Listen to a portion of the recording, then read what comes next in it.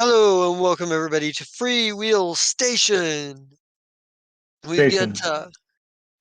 we've got we kind of come in and we get like the opening shot. We get like the drage system with its 3 planets and their moons, and we get the as the camera pans around, we get the station itself, and it's this ring, this big wheel looking shape in space just hanging there, and it looks like there's a little bit of traffic coming and going here and there, and there's you know there we see as the camera sort of like flies under the station, we see the wrench that's welded into the corner, holding things together, and come out on the other side and get the big logo and everything. We're gonna jump over uh first of all to to Philip. So Philip, you are on the malcontent, and I want to do this here. Make a couple of so we know make a couple of rolls here. Okay. And then three, six. Okay, so you are in transit for 6 days on the malcontent with Isig, and his small crew. For the most part, he lets them do the daily business of running the ship there, and while he pretty much spends much of his time either either in a room that he's converted into sort of being like his office, and he just kind of where he sort of like works on his own ends or whatever, or he's got a vid game den that is open there. He's like got a open he's got like a entertainment center with an open bar and everything. The ship is a light freighter, so there's a little bit of room to walk around. It's not like traveling on your shuttle where you've got the walk from the front to the back essentially. This is a little bit, you get a little bit more room to stretch your legs and whatnot. And you've kind of been on in flight for about 6 days. Isaac explained to you that, you know, it's not going to take as long as it normally would because, he's got a pretty good drift engine. Um, As you're kind of at the getting to the 6th day, like there's like an alert that goes out like getting ready to leave the drift, Isig. Yeah, or getting ready to leave the drift, boss. Um, whatever, if you'd like to be out on the bridge when we come out, and like you hear Isig's reply. I'll be along in a moment, sort of like back and forth through the intercom system. Where are you at on the ship? Like, are you like in the cargo bay? Are you in like the guest quarters you're staying in, or like the bar area? Or are you like the video There's a game area? bar? Yeah, yeah, he's got like a little entertainment area with a bar in it. Oh, okay. A little Well, mini if there's bar. a bar, I'd probably hang out there. Yeah, There's room I to mean walk it's around, yeah, place yeah. to sit. I mean, it's not like they have like a full-time bar staff on. You pretty much have to pour your own drinks, but the bar is Oh, there and that's it's hilarious. stocked. You know, Okay. like it's a light Let's freighter. He's see. not carrying extra personnel around that he doesn't need. Um, I would like to do a culture check to gather information. Just um, mostly things that I don't already know about where we're going. I will definitely, just like there's going to be talk. There's crew here. yeah, they It are wasn't a very pretty. good culture check. Well, you find that they're pretty tight-lipped about it. They pretty much defer all questions back to the boss. They're they're not dicks about it. They're like, no, No. like, Well, you got to talk to the boss. It's above my pay grade, kind of thing. Like I can't. That thing where it's like, and they're not really talking a whole lot. It's like either this is like a place they're used to going enough that they don't need to talk about it, or or they just, as a general rule, aren't talking about it because they're mean, you'd gather it's probably because they've been told not to say a whole lot, at this point. Well, yeah. Um, I mean, after the second day, probably. But yeah, so I don't they're know. I prepare as much as I can. I was looking at downtime activities. I could try to oh, okay. entertain people, Oh, that's true. but Good. I'm not going to invest anything. Yeah. I guess I'd just maintain readiness. All right. Yeah. Um, yeah, where exactly are you at on the ship right now? On the Like I said, the bar sounds like a Oh, good you're at the place for bar. me to be. Okay. Yeah. Yeah. So probably probably Isaac kind of comes through. Like uh he's wearing a like his normal suit. But he's got he stops at the bar long enough to make himself a drink, and he's like, ah, he goes, Miss Stepfoe, he goes, would you care to join us on the bridge as uh, would you care to join us on the bridge? We're about ready to come out of drift. Sounds fine for me. I've been here long enough. Like, Though, it seems I know we've gotten here way quicker than in my, Calico spaceship that we drive. It seems like it's taken forever for some reason. that's because the distance is fairly significant, and going in and out of the Dorelium frontier always presents its challenges, particularly in drift. No real drift lanes coming in and out, coming out of the Dorelium. Is for us to take advantage of. None that we've discovered at any rate. Is rather rather interesting. Not sure why Triune sees fit to keep the system a bit uh, harder to get to. And he's sort of like got his drink in his hand and he starts moving towards the bridge and he kind of looks at you like, if you're, you coming, Actually, I Yeah, don't think he does at all. I think he just waits long enough to like give you proper time to gather yourself, but he I doesn't do. really yeah. He's like, but yeah, you come out as you're walking towards Teleport, teleport, teleport. Okay. as you're walking towards the to the bridge. He's like, I must warn you, there has been some inner turmoil among among the council of recent. There's a number of there's a it'll be a little this will be a little bit. I mean, all of the ceremonies and formalities will still be observed, but there are a number of newer faces and a number of uh, issues that will have to be drawn together over the course of the next 12 months or so. Because, but I feel fairly confident. We have been short a few members of the typical 13 that we chose to operate with, but he says you'll meet some of them as we come in. It'll be the first time for a number, the first council meeting for a number of those already inducted, and there will be a few that'll be getting inducted besides yourself this session.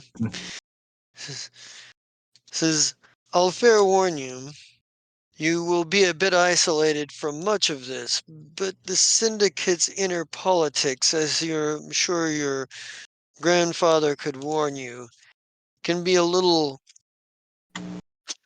cutthroat at times. He says, Well, not and because grandfather is grandfather, I do understand. says, when you get there, there will be no shortage of those that accuse you of being a pawn in my own games. I won't say that there's no truth to this matter, but it's the game is beneficial to both of us. In short, given the recent shakeups, it's always good to have a few political allies among your peers. This is There's been some resistance to my sponsorship, of course. There are those who quite rightly assume that I'm trying to instill allies among the council. Says he says, and he looks at you, so like he's kind of trying to gauge like your reaction to this. I smile coyly at him and I say, "Never a pawn. I shall be the queen." He Other than kind that, okay, go ahead. No, go ahead. Uh, Other than that, I know what price I need to pay in this. And this is for my well being just as much as yours. And if there was no profit in either, we wouldn't be here, either of us. He chuckles. He says, "Well spoken." Because I knew I had. He says, he says, "You know, your grandfather isn't always right about you. You do have instincts." Eh, He wasn't terribly certain about this whole move, but in any case, he Mhm. says, he says, "Mind yourself, watch your back, and remember, never trust anyone to do anything that is outside of their own benefit and interests. We are, after all, a criminal organization. Wouldn't be exactly operating according to form if everyone was above board with all their dealings. Sure enough. Some will talk about honor among thieves, but thieves know The the only only yes, go on. thieves know the only honor to be had is the honor of coming out as the richest. Hmm. Okay. And you kind of like looking out the view screen. It's like the it comes out like you come out of drift with that shuddering, and you see like the sort of purple and pink energy sort of recede around as you the ship pulls out of the drift, and you see in front of you a planet, and the planet itself is rather it's uh, from what you can tell, it doesn't look like it's as populated as, say, something in the Pact Worlds, or maybe even necessarily the capital of the Marixa Republic, or whatnot. Doesn't look, but it looks like there are at least a few cities on there. He says, he says, this little meeting will be being held in one of our more convenient locations. It'll be comfortable enough for the proceedings and secret enough to keep those who would wish our enterprises to ruin out of our way. This is he's like he's like I would suggest that you he says I would suggest that you be prepared for your um prepared to put on your best face. This will be interesting.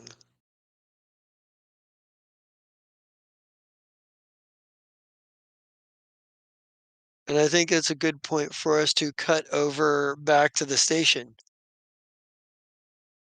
Um, Kib, where are you at on Freewheel Station right now?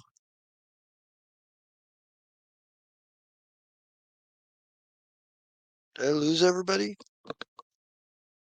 Did I go muted? I hit the wrong button. Oh, okay. Too many buttons, not enough brains. So I would be working on trying to correlate with what's his face.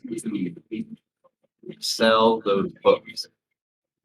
All right. So the two options, the two leads that Captain Worthy had for you is to either go to the Verilax Concordance or to go to the Haladies, to the League of the League of the Haladies. League of Haladies. Um, the Verilax Concordance is sort of known for being ruled by sort of a technomagocracy, and having a lot of like pollution, both normal and alchemical, and sort of like waste. Like there's a magical, alchemical, and sort of normal sorts of pollution pretty badly. The League of Haladies is known for being um, ruled by a ever-shifting, council of oligarchs. It's known for being sort of like this um, anything goes capitalism. Is based ruled by sort of a corporatocracy structure. So you'll have to decipher which one you want to go to try to find a buyer.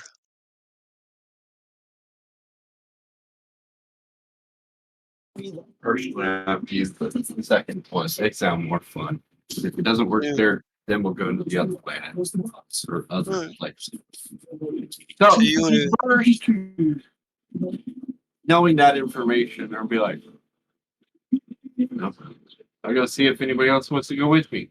I go find everybody else to see if, hey, who wants to go with me to sell books? well, Philip Depfo is off the station. She left with Isig. Dr. Kurad is busy in surgery. Um, you do hit like uh, last you knew Death Arms was still wasn't doing a whole lot of anything. Yeah, I can't remember what level. Was it 4? I don't know. Yeah, I think he's down on level 4. Level 6. It was 6. Okay, I couldn't remember if it was 4 or 6. So I'll go down at level 6. I probably know where he is. Watch him on the camera walk by. I know where he is. So go find him and be like, hey. So where are Death Arms? Are you in your room? Are you at the combat training facility practicing? Are you out like on the like sort of more social areas? Are you down at like boards? Are you like in the command center, ops center, or where are you at on the station?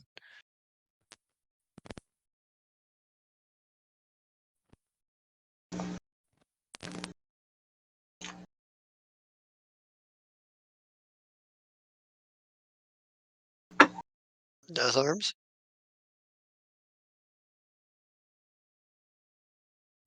Yeah, Oh, there you are. Where on the station are you at? I am most likely at boards drinking. Okay, yeah. Yeah, so security logs would have shown that Death Arms is at boards having a drink. And you are kind of in a perfect place. And I think like Kib, you're like maybe we see you track him down where Death Arms is at through the security cameras, flip through and find, oh, okay, he went into boards, and start heading in that direction. And we cut over to Death Arms.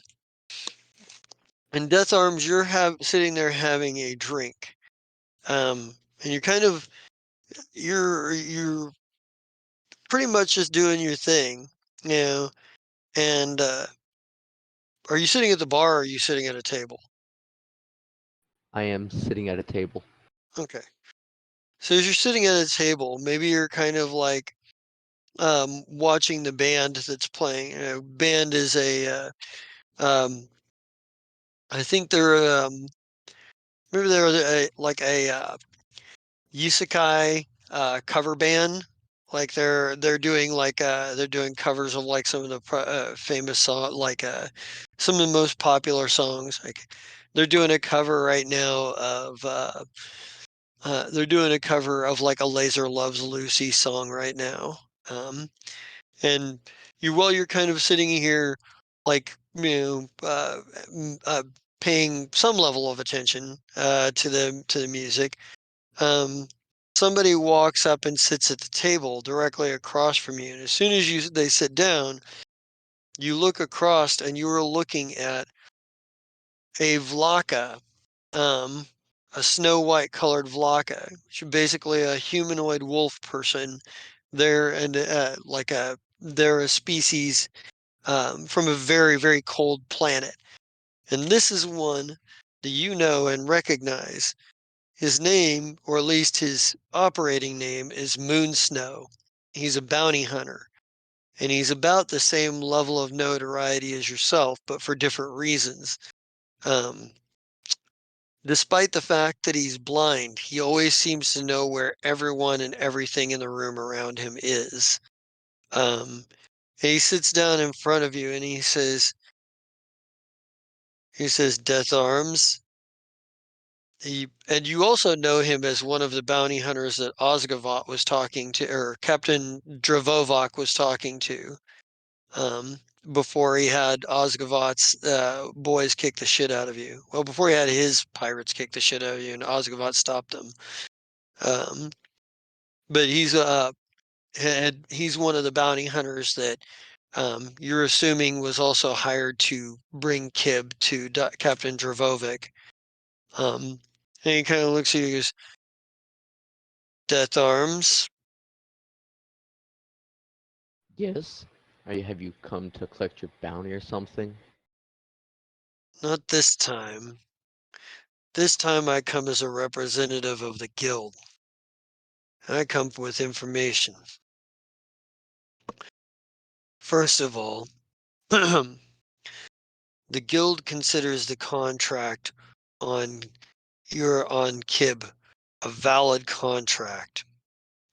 The deal was struck with the Captain Dravovak, and his interested parties struck the deal with the guild.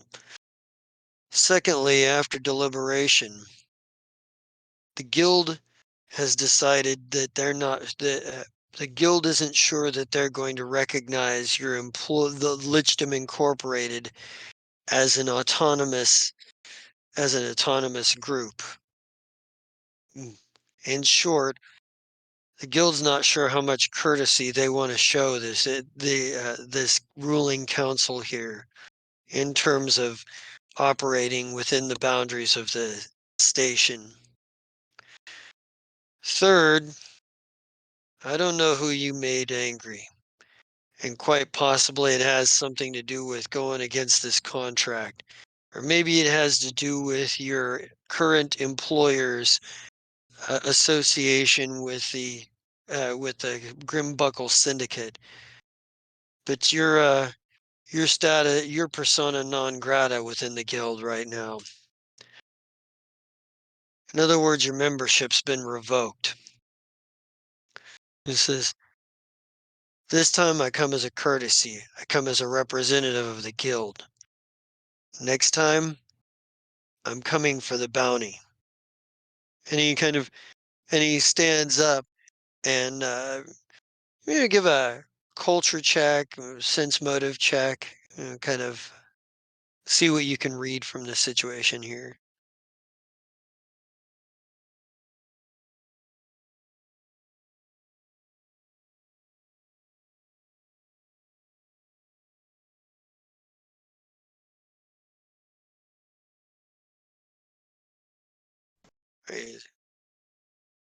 Oh, there you go. All right. There's your culture. Give me a sense motive.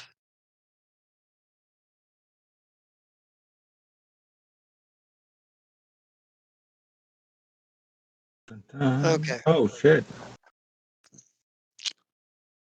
So with the culture check, from what you know of Moon Snow generally operates under a set of principles. If the guild and the conundrum that you're kind of getting here is that if the guild has revoked your your status, if the bounty hunting guild has revoked your status and whatnot, then he's not likely going to believe a whole lot of what you say, but he is the kind of individual who operates on principle.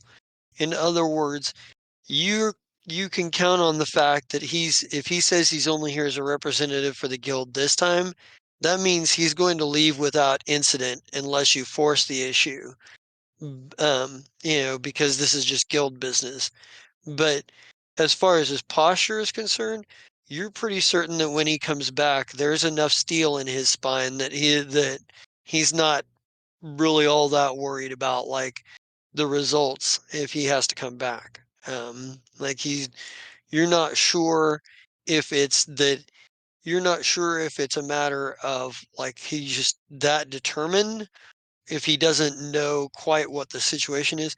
But it did drop you a couple of interesting hints there. Um, you know, and I'll let you kind of like ruminate on this.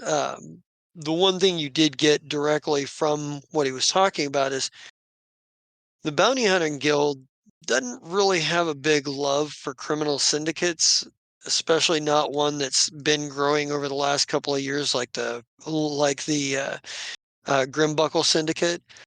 And but you also know that the Grimbuckle Syndicate has grown fast enough and is cagey enough that the guild isn't really as keen on some sort of open action against the like shadow war or open action or even a shadow war until they felt it out better. So, um, you know, where you're at with your like you could with if your status hadn't been revoked, you could decide that you could have just turned and decided to take Kib in for the bounty money and whatnot. But with your status revoked, you're just a target either way. Because once you took Kib off the station, other bounty hunters would come after you and probably take him. Um, and they wouldn't recognize your claim for the reward. But um, it does tell you a couple of things. It tells you that they're not sure that they aren't going to green light operation somebody to come on the station and try to take Kib by force, but they're also not sure they're not going to either. Like the Grimbuckle Syndicate's involvement seems to complicate their decision making in this. But Moon Snow gives he looks at even though his eyes clearly can't see and they're milky white, he looks directly and faces directly at you.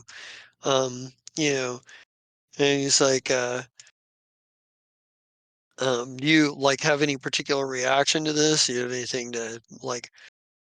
'Cause as far as you know, Moon Snow's got principles. He's not going to probably believe a lot of what you say, but he's also probably not going to start an issue either. I I just respond with, "Well, bring it on then. I ain't scared of you or the council." He's and he kind of nods and he kind of nods. It's like and turns and walks away. And I think Kib, you probably are walking into Bortz at the same time as Moon Snow is walking out. Like you walk past this, past our Vlaka, bounty hunter, and he, you know, as you walk by him, stepping over the person possibly drunk or unconscious, you're never sure. Um, and he kind of looks in your direction, right at you, but his eyes are milky white. Like he's clearly blind, but he looks right at you. And he kind of continues along his path. I wave and say, "Good day, sir," and walk in because I don't have a clue who this dude is. Yep. And I walk into the And ports. and Death Arms, you just watched Moon Snow walk past a very perfect opportunity to snatch Kib right then and there. And you're guessing it's probably because because the guild hasn't greenlit it yet. Right? It would have been real easy.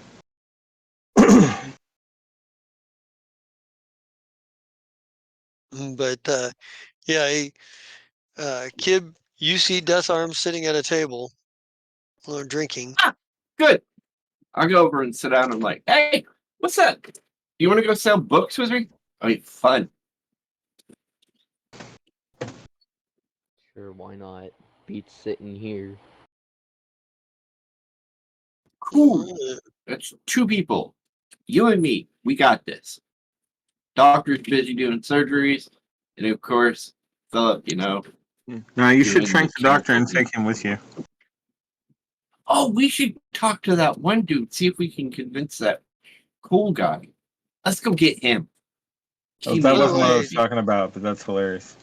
do either of you guys have any ranks in piloting? No, but I bet I know who does. I have two ranks. You Oh wait, do. you Really good. raised. I forgot. Yeah. Okay. You learned how to fly the shuttle. Right? He'd been doing it in character. It makes sense. Good job. Yeah. I've Congratulations. been You're a better watching pilot than I Philip. am. I've been watching Philip when he does it, and I just kind of like, oh, okay, so that's right. Oh, gotcha. I So have to admit, I'm glad you finally got your license because now that means you don't have to sit on my lap while I, coach you. Gotta learn Anyway, sometime. So I gotta go see congratulations on being a pilot. that so one doctor dude. I bet you he would enjoy this. Let's go ask him. He would be fun. you're gonna go try to find Dr. Oglehop. Yup. Yeah, It's a good idea. we need somebody in case we. I don't know. Actually, it might be a horrible idea, but it's a good idea right now. And you guys are really gonna force me to actually put his stats on paper or on the thing. This is completely on Scott. I had nothing to do with this. I swear on all the characters that have come before this one. Let's see. Actually, I think I know what I got. I have stats for him. They're just in a different thing. Haha. I just have to open a completely different game on Roll20. Oh shit. Oh, okay. Well, I didn't actually adjust those either, so. All right. Well, let's see. I gotta.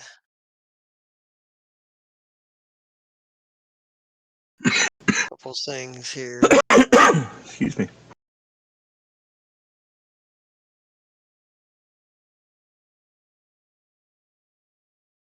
Um, Oh. there we go. That should be at least good enough for now. Oops. Nope, maybe not. Whoa.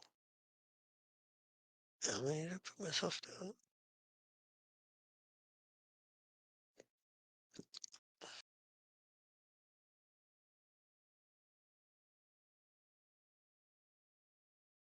That's not right. Nope, it's not. Okay.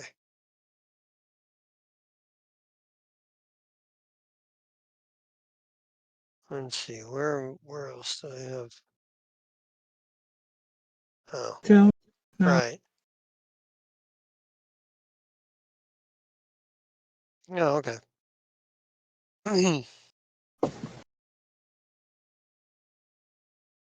Yeah, so you go looking for Dr. Oglehop. All right. Yeah, I think you probably find him uh, eating a very sloppy looking sandwich, hanging out like watching Father Karef shout shout his weird prophecies. 999, 7 remain. I go up to him and I'm like, hey, do you want to go sell some books? It'll be fun.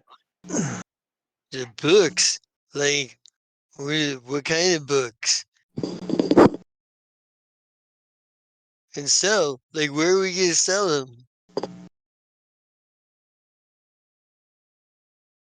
God, we lost you. Well, they're Oh, there you are. different kind of books. They're like instructional manuals and romance books and some other books.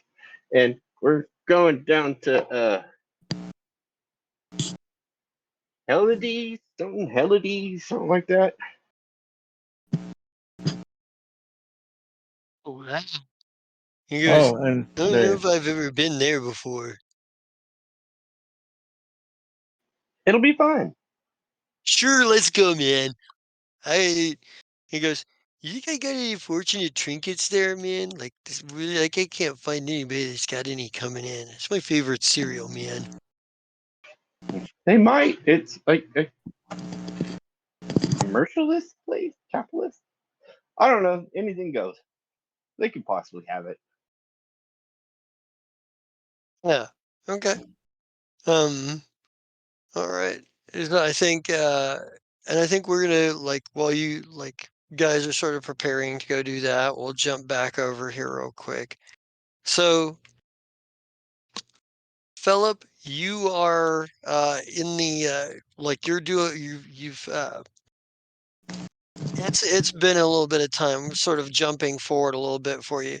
Like you are um like you've landed and you've been kind of taken to like there's a it's a rather large skyscraper type building. Um and there's a Like and there's a 13 stories, 36 stories. well, but yeah, probably a good, I don't know, something like you might see in New York. I don't know how many Yeah, stories those fuckers go up. they go up a lot, but that gives me an idea. Thank you. So like they're but you are also like sort of given a chance to like refresh a little bit. And you're sort of like standing in a like there's a conference room. Um, but this conference room has been done up. Like it's not just a conference room. There's like a bar, there's like couches. It looks more like a study than a conference room, like a rather large and it's like So lots of actual books. yeah, so and Mm. what have you, and you're The kind smell of of like leather in the air. I got you. yeah, and there's a number of people like everybody's dressed in sort of these sharp business suits. For his part, Isig has changed his suit to something from the normal to something that like he's got like um it's a different cut and along like the collar on the right side there's the fur of some unknown colorful beast Mm. that sort of like complements out like an orange like this orangish fur that's the just sort of like um, and like there's definitely like extra like um fine expensive fabrics like in the shirt's made of like a rare kind of silk and what have you. And you're looking around and he's like, so he goes, I'll My give you outfit changes to match, but it's a little bit glitchy, unfortunately. okay. Yeah. All right. Usually I definitely made the engineering check, but my computer's check was eh. ah it's like looking around you see a number of individuals and he's like If I'd he's like thought about it, I would have taken 20 while we were on the way here, so I could have done that. I would have been like, "What are you wearing to this?" It's too late now. Sorry. so looking around there's there's a good 12 other people including Isig or well maybe not 12 because there are still down a few there's 10 there's about 9 other people beside yourself in the room including Isig Okay. um and Isaac is like, kind of looks around, and there's he says, there, looks around, and he's like, well, I believe it is almost about time for the first part of the ceremony. And he's like, and he kind of looks around, and he's like, he says, we have a few minutes. If you wish to mingle for a few minutes, you may do so. I need to confer with the other senior members before we get started.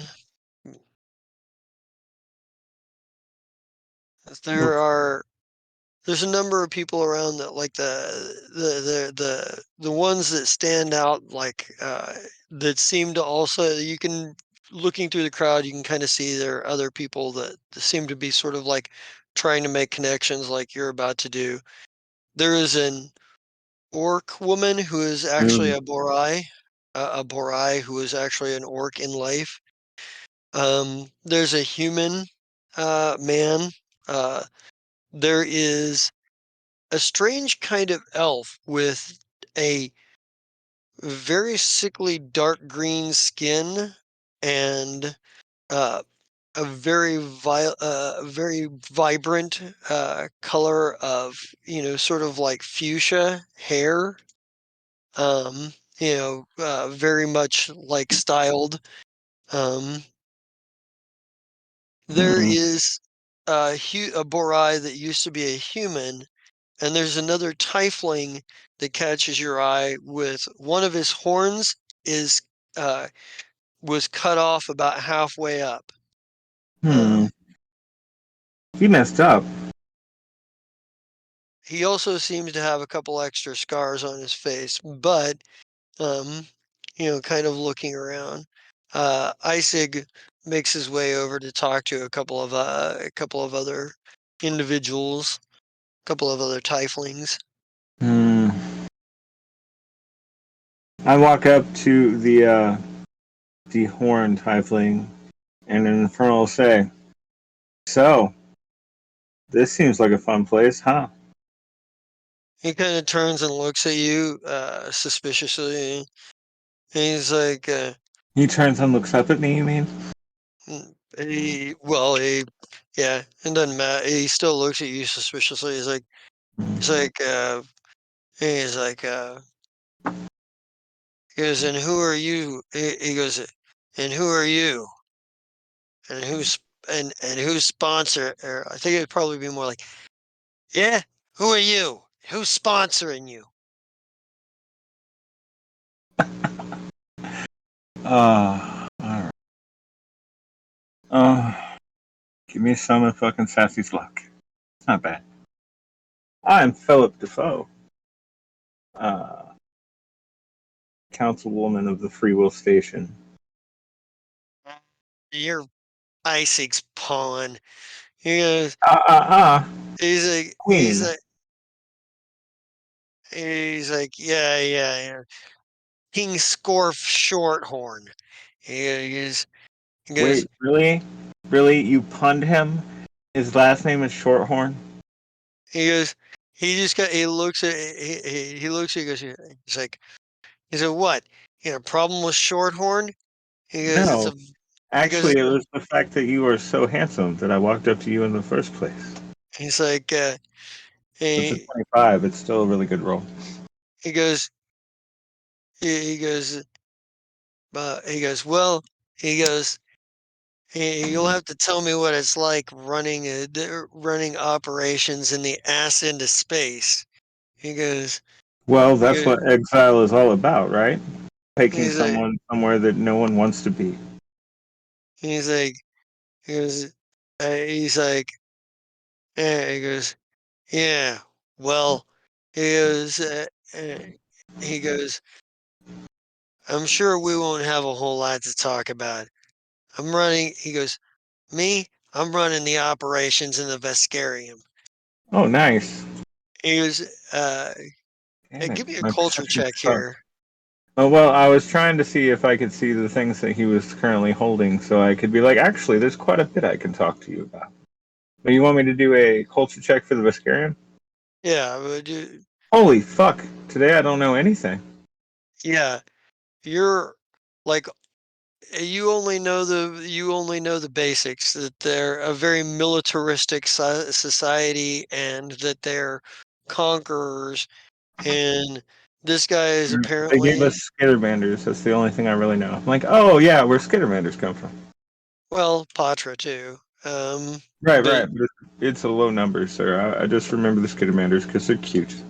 this but Scorf kind of like for being uh for being what he is, he's, you know, for being the criminal representative for this organization, for the Vescarium, if that's what as he claims to So, be. You can see why they might have chosen him simply based on the fact that it looks like he's been through some shit. You right. know? So I go. So who's sponsoring you besides the Viscaria? I mean, that's a big place. And a sponsor? I don't need a sponsor. He goes, I'm taking the role of my predecessor whose untimely accident left a void to fill. He goes, I'm the only one who knows the ins and outs of the Vescarium. I can't roll for shit today. Okay. But it's a 17. I mean, I'm just, I'm trying to sense motive to see exactly how much bullshit he's trying to layer on top. Um, I mean, as far as you can tell, he's telling the truth. Okay. As as to, he seems to be very direct. Not a very doesn't seem to be very particularly friendly. But then again, I mean, if you deal with combative ass Vesk all the time, I don't Well, know. and half a horn is to one of them is the equivalent of short guy syndrome in humans. So Hmm. they're Well, always trying to stick up for the fact that they got broke. it's just like, But I'm still, making as much small talk as possible because, like I said, that was the one I was like, I'm gonna start here. And honestly, out of all of those, the 25 for diplomacy, even against the guy that's pissed off at you, it's still, he's like, oh, now instead of being like, I hate you, it's like, I don't care about you. he's not. He started unfriendly and he's still unfriendly. It hasn't really. You don't feel like you've really moved the meter with him. Like, you didn't piss him off worse than you didn't make him hostile. Like, but Yeah, he's just not. Like, he doesn't seem to be. really. That's You're crazy. guessing. Well, but then Well, I again, understand. yeah, Isaac's words kind of ring in your head. There are some people who are going to see you as, so they're probably going to start off with he gave you the warning. Some people might start off with a preconceived notion. And I understand Uh, that, but you know me. uh, I'm a like, I can make it better with words uh, most of the time. his But starting I'm like, attitude had an impact on the DC. So no, and I understand that. yeah, So after a few more minutes of me making him talk to me, regardless of how he feels about it, I'm like, well, this has been fun. I'll see you later. And I literally just walk away. yeah. And now to get a little bit more into my people, I will walk up to the human Barai and be like, Order of Kavoy? Question mark. He looks at you and he goes. He looks at you with a very grim look, with a very stern look, and just looks at you with a very stern look, that looks very impatient. Um, and I think the Borai that used to be an orc probably is probably standing nearby and looks over and says, "Oh, I wouldn't bother with Zombie Joe. Um, he's a man of rather few words." And she kind of looks all. Uh, she doesn't. Interesting. Yeah. Uh, she's like, I he's. walk up to her and curtsy, and I'm like, my apologies. Uh, being an Alabrian, I figured that I would make my way through, everyone that was close to home in a small way or another. Oh, well, because Come he may on. be he may be running the packed worlds. Yeah, and yeah, I think she's kind of like, yeah, that's pretty good. Like, I think she's gonna go to. She's like, she goes, she goes, well, she goes, if you're looking for a taste of home, then you're not going to get any grimmer, more stoic, and more of a yeah, and more of a rain on your parade than that one. Don't get me wrong. And they don't just call she's like, they don't just call him Zombie Joe because he's a Borai. It's also because he's rather, well, he doesn't talk much. And most of the people that work with him do so because they're terrified of him. Um, he makes a rather good leader for the lower ranks, but I'm not so certain how we're going to work with him on the council, as it were. He's in charge of the Pact World's operations. It'll be rather interesting. Uh, it's like But I'm. he's. She's like, I'm Othka, by the way, and You're offers gonna her have to hand. write that down. Um, I take her hand. But by the way, how tall is she? She's like 7 foot. eh, she's probably a good 6.5, Yeah. fairly well muscled. It's nice to meet someone tall enough that I don't have to bend over to look in the eyes. And she's like, she kind of chuckles at that, and she goes, if you don't mind my saying, you are rather tall for one of your species. Yes, you could say I'm 1 in a million. In more ways than one, it would seem. You also are not Borai, a Librian, but not Borai. I didn't think that there were very many of your kind left Indeed. among the fully living, anyway. Indeed, I have all the time in the world to become a Barai. Uh, what is the, what was this order of convoy you said you were speaking on? Well, uh, where I'm from, I've made friends with a group called the Order of Kavoy, so I figured it was a good icebreaker. I stated it as a blank question just to see their reaction, so I could either sway one way or another depending on how they react. Mm. And she goes, "You'll have to tell me more about them." And by the way, what operations are you running? They've got me running the operations in the Gitaron Authority. I've been kind of the only one who's been able to have much success with the hobgoblins and Oni.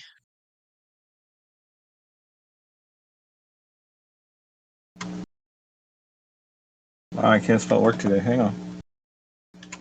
All right. So I take care of a backwater space station in the middle of nowhere. And the reason I'm explaining it this way, Jess, is because for the life of me, I can remember the Gitaron, I can remember the others, but I can't remember my own system's name. Grage. Yeah, the Grage system. Graje. There you go. I'll Yeah, write that the down. Grage system. Yeah. All right. So let me explain how backwater it is. I can't get a ship larger than a light freighter in. The Triune themselves has put a fun little curse on the system.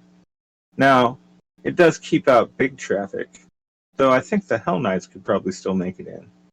And that in itself is terrifying. Guess I'll just leave. Um, but yeah, that's what I do. You could say I was given a impossible task, and I'm doing with it what I can. He's like, oh, well, then we have something in common. You have any idea how many how many times they've tried to set up operations in the Gitaron Authority and been shut down? And it seems that the Oni and the Hobgoblins don't have a lot of respect for most species. They it's a little, you have to know how to deal with them in order to run any kind of organization, criminal organization. They're rather tight on security. But with any fascist government, there are those who like to have their off the record book pleasures. The tighter the control a government puts on things, the more profitable it is for the criminal underworld that can exploit it. Yes, we've been dealing with that on my station, but in a different way. We have in one of my absences, a cult leader showed up, and has wedged their way to where if I just kill them, they become a martyr, and it becomes worse. Uh, So I've actually been working with the people that I mentioned before, the Circle of Kavoy, because at one point this guy was one of them, and apparently went mad. It's the kind of thing that, my grandfather would tell me as bedtime stories. Oh, the universe is going to end, blah, blah, blah. I've survived 12 universe shatterings, and that's a bluff. See if I can do it. I cannot. I make fun of myself. I'm like, yeah, not 12. And I move on. But, sorry, I had to try. But yeah, it's an interesting debacle being in the middle of nowhere with almost nothing and then trying to make it work. Anyway, that's enough about me. Uh, are you a full council person? Is this your first meeting? Yada uh, yada yada. I was inducted. I was inducted That's two computed, so I months was not the ago. right one. I was inducted 2 months ago. Scorf is officially being inducted, although his ascendance has been something that most people have seen coming for a while. That one over there, she points at the strange elf. Uh, Feskel Zemlothi represents a partnership Yeah. with Nech Sadara. Okay. I'll put that in. Thank you, because I was about to ask. For those of you at home, the gesture and I spell completely differently when we make up words.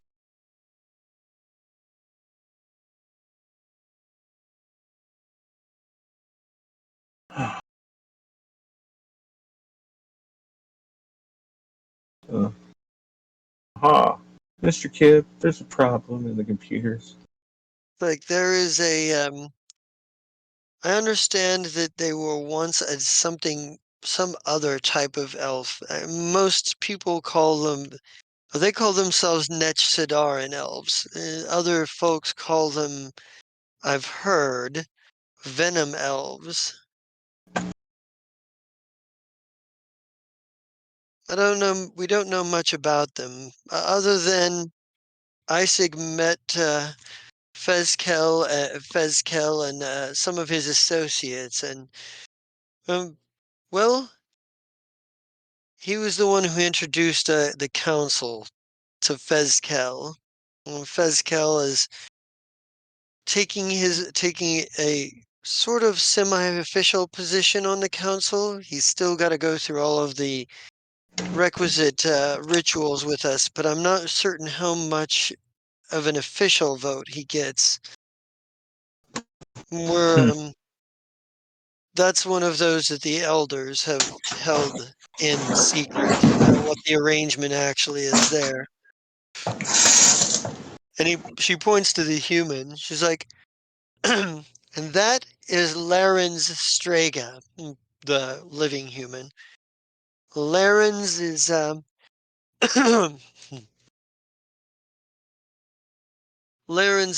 has taken his position. He was inducted in last month, the same as myself. Uh, but she's like, So, what has become of all the previous council members? Were they dispatched? there's a Were lot of they? rumors. Okay, go on. But there's a lot of rumors about that. She's like, there are some that say that, well, the syndicate has been expanding over the last few years. It's no wonder that there's a lot of bad blood between some of the elements that have come to comprise the various wings of the syndicate, the various families, as it were. The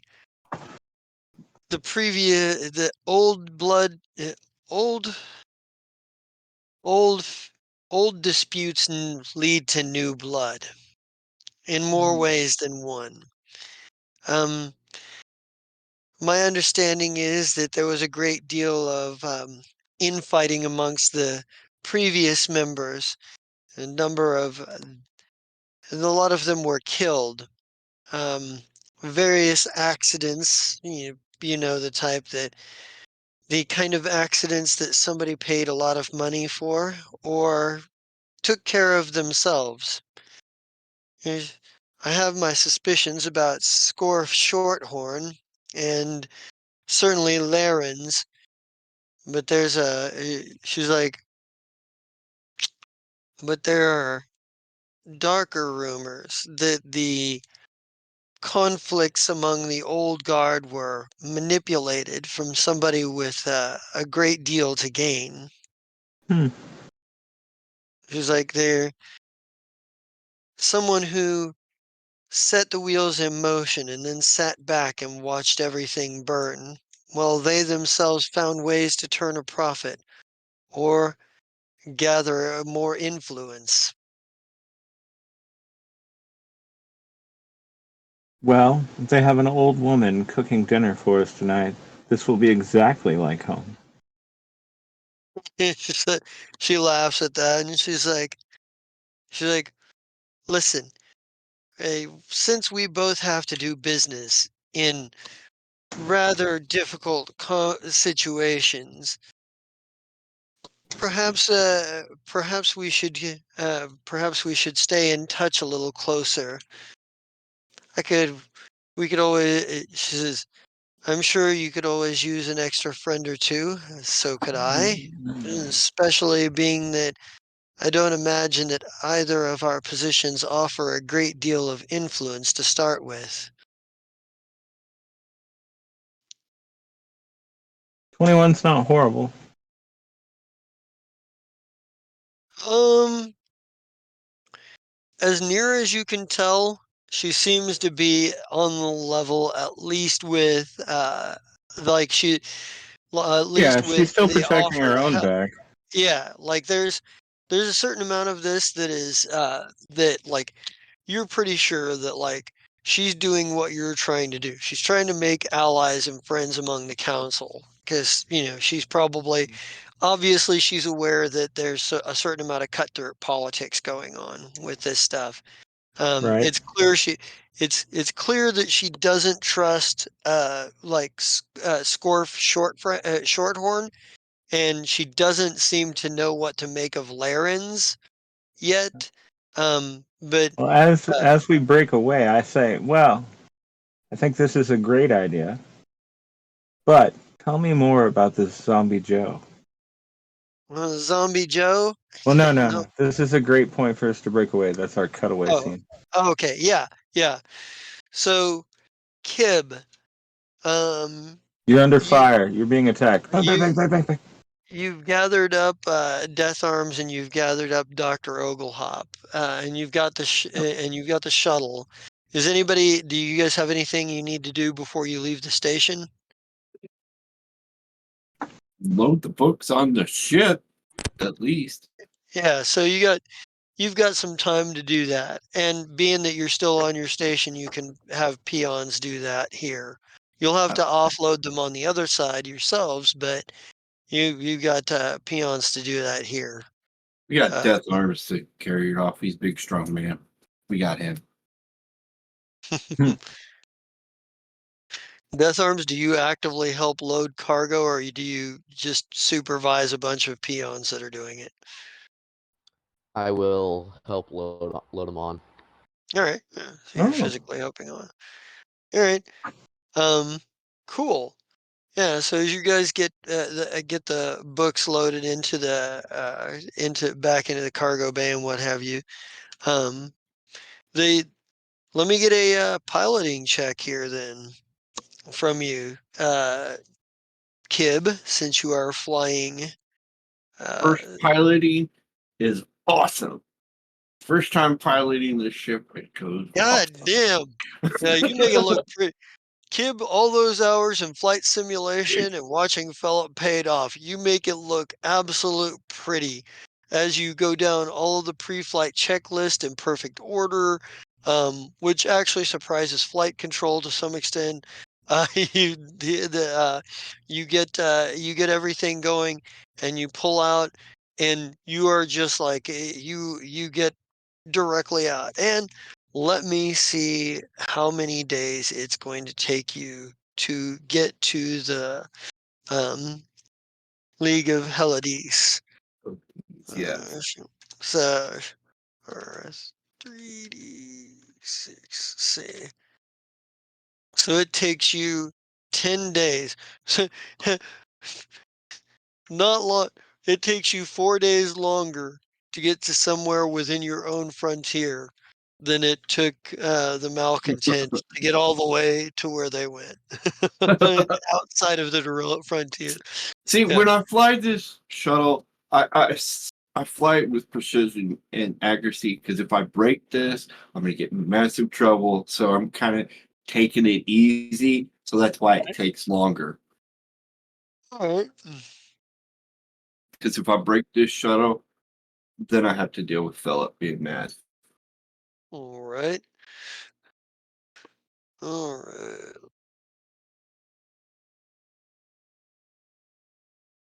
You are muted, sir. Honestly, it's the perfect shuttle for you to break. It's already made up of different bits and pieces of like 8 shuttles, so you It, adding it, more pieces makes sense. it, it's a mentality set in his brain. He's It's like, okay. I'm going to You know try she loves you, otherwise she wouldn't scratch behind your ears. after. So I'm thinking I'll spend the 10 days just going over the inventory, making sure I know everything, working on a speech to present to these people to sell these books to, and just I'm gonna go through and just Kid's gonna do this whole little thing while he's flying here and there and pretty much talk to himself, trying to psych himself up to sell these awesome books to these wonderful people. It's a downtime activity, I think, that helps him do that. You can't practice the downtime activity to find a buyer until you're actually on planet. Well, and that's what he does on the last day. Let's Okay, see. but other than that, I'm not actually seeing anything. Wait. Nope, Which that's for an ally. so tab. Trying to find the right tab.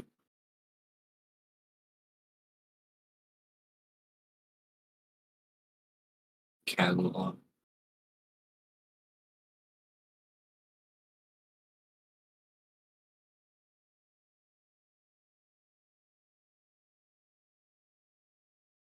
So from now on, before you take off, you're supposed to do plan route. Yeah, true. I didn't do that. I was like, I know where I'm going. Yep, and that's fine. But it would have given you a And that's why +4. it took. That's why it took me so long.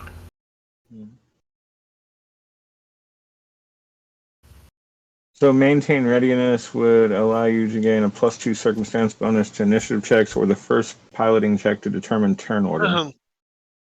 So there are four. You reach the Holiday system, the League of Holidays. There are 4 planets here. Um, there is there a place you want to go first to? Like they are in order from their star. Gombikur, Sedith, Rikta, and Shimshim.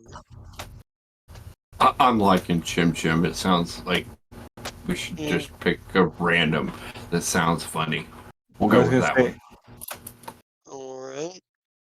So let me go Shim Shim to. sounds like a isekai. Yeah, maybe a little bit more little people like me. Maybe it's And Uh, make maybe this it's a easier, cousin. right? It'll make it easy to sell books to them. well, those are the name of the planet, not the people. Okay. We got confused. Okay. That's the. Let's see Yeah, where but are we at. Okay. somebody named the planet. No, right. I mean, they didn't necessarily name it after themselves, though. Um, yeah, So but how many days does it take to get to Shim Shim? so that's 26, I think. Oops.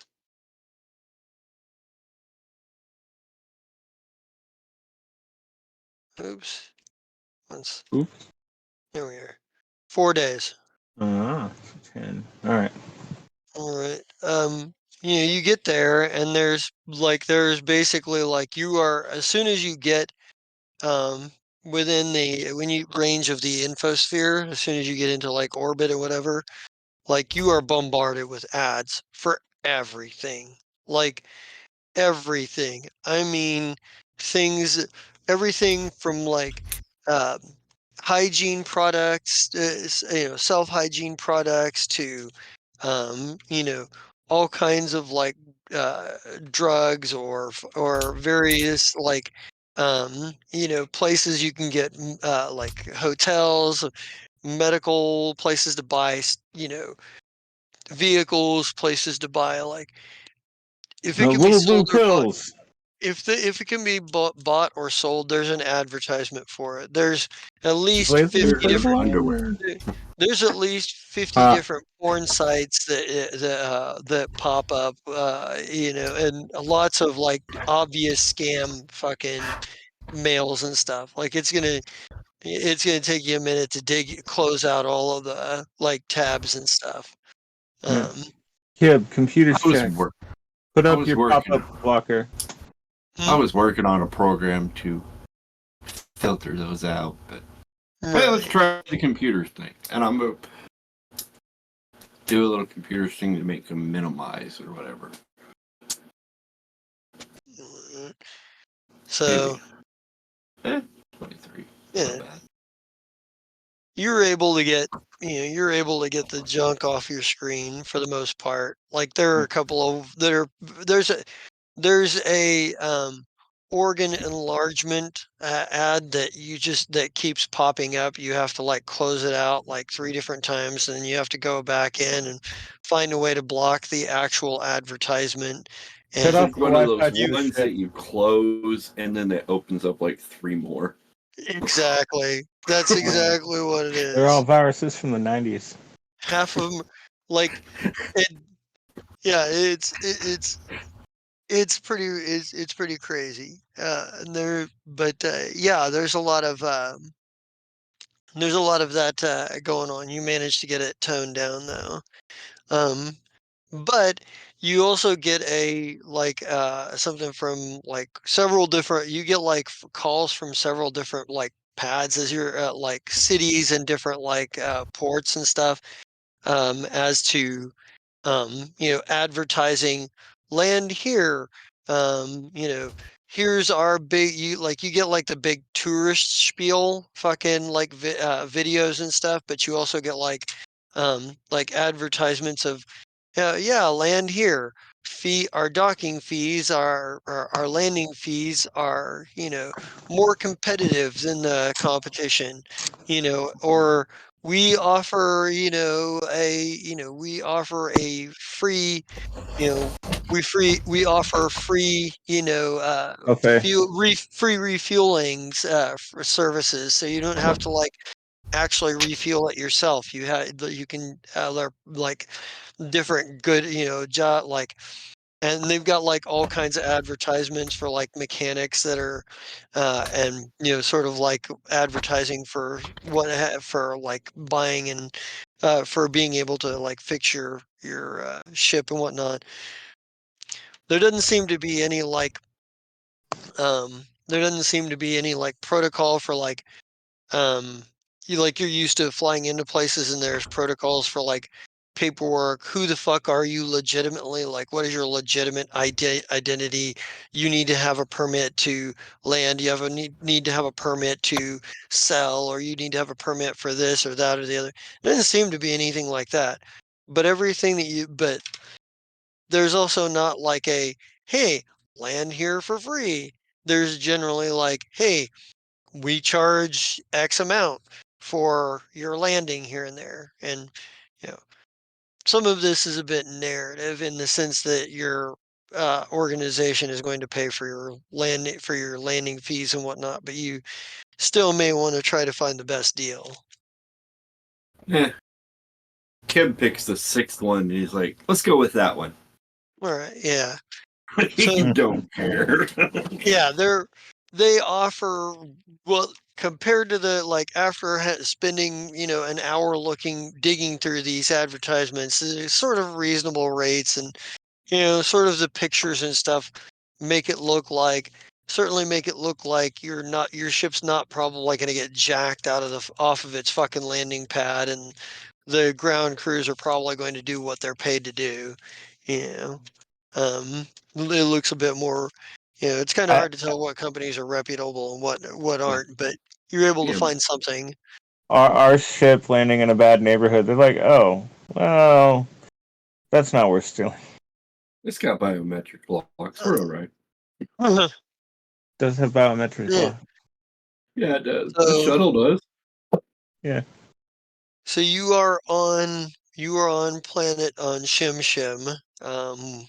Would you like to do anything, like, are you trying to immediately go out and find a buyer, or do you have anything you want to do, like, or are you gonna, like, do other shit first? You have other business, like,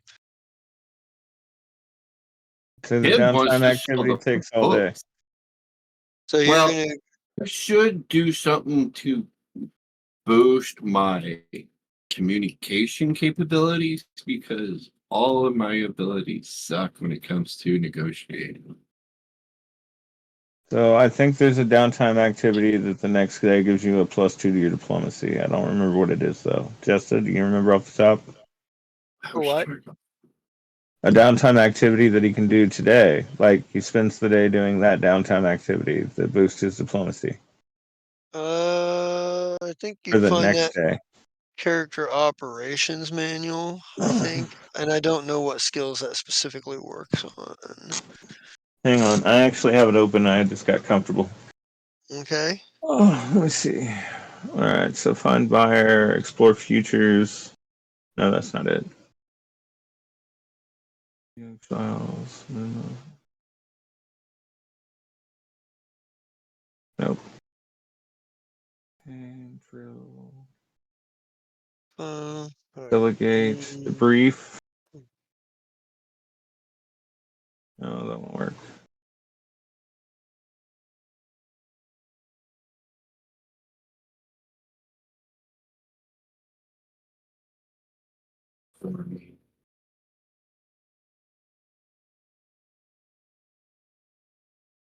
If you would like Death Arms, you could try to help Kib find a buyer. That would give him a +1 on his check.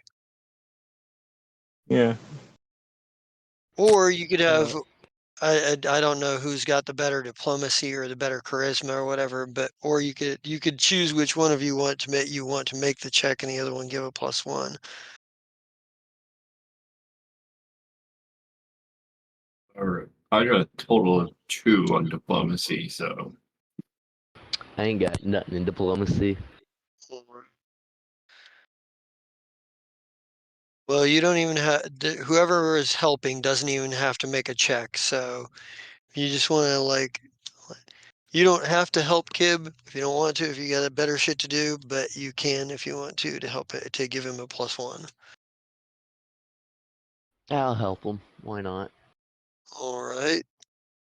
I think Dr. Oglehop will help as well. So that'll give you a +2. So you have a total of +4. yeah. So, Justa, what about research? You spend the day studying to gain and working knowledge of a single specific topic. So this could be a medium-sized corporation, a large settlement, or a prominent individual or criminal organization, or something similar. So, like, I'll let him learn something about that, but it won't let him get a bonus to his diplomacy check. oh, it's for the next week. Culture checks to recall knowledge of two. All right, so that doesn't help. Help. Sorry about that. Uh,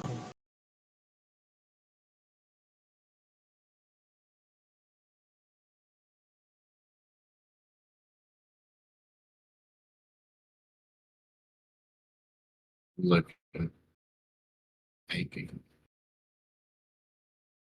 good God. Moves. You spend the day in a small settlement, talking to influential and connected locals. Days, roll a charisma check, add 1 to the result for every 3 ranks you have in diplomacy. Well, we don't have 3 ranks in anything, so that doesn't help at all. Never mind. That's what I was looking at.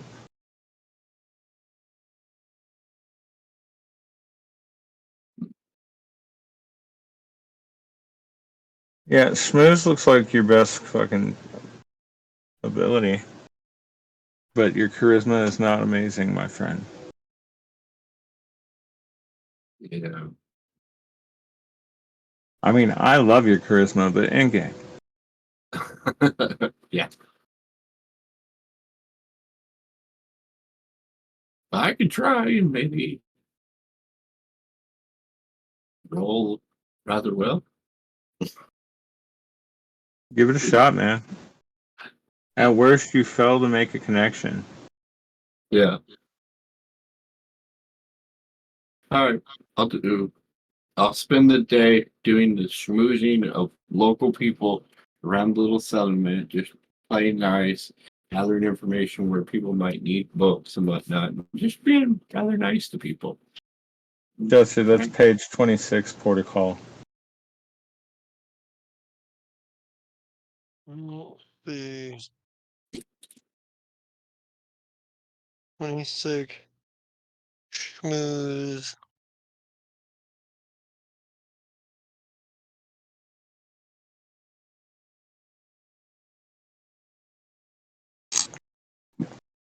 It's per week per settlement.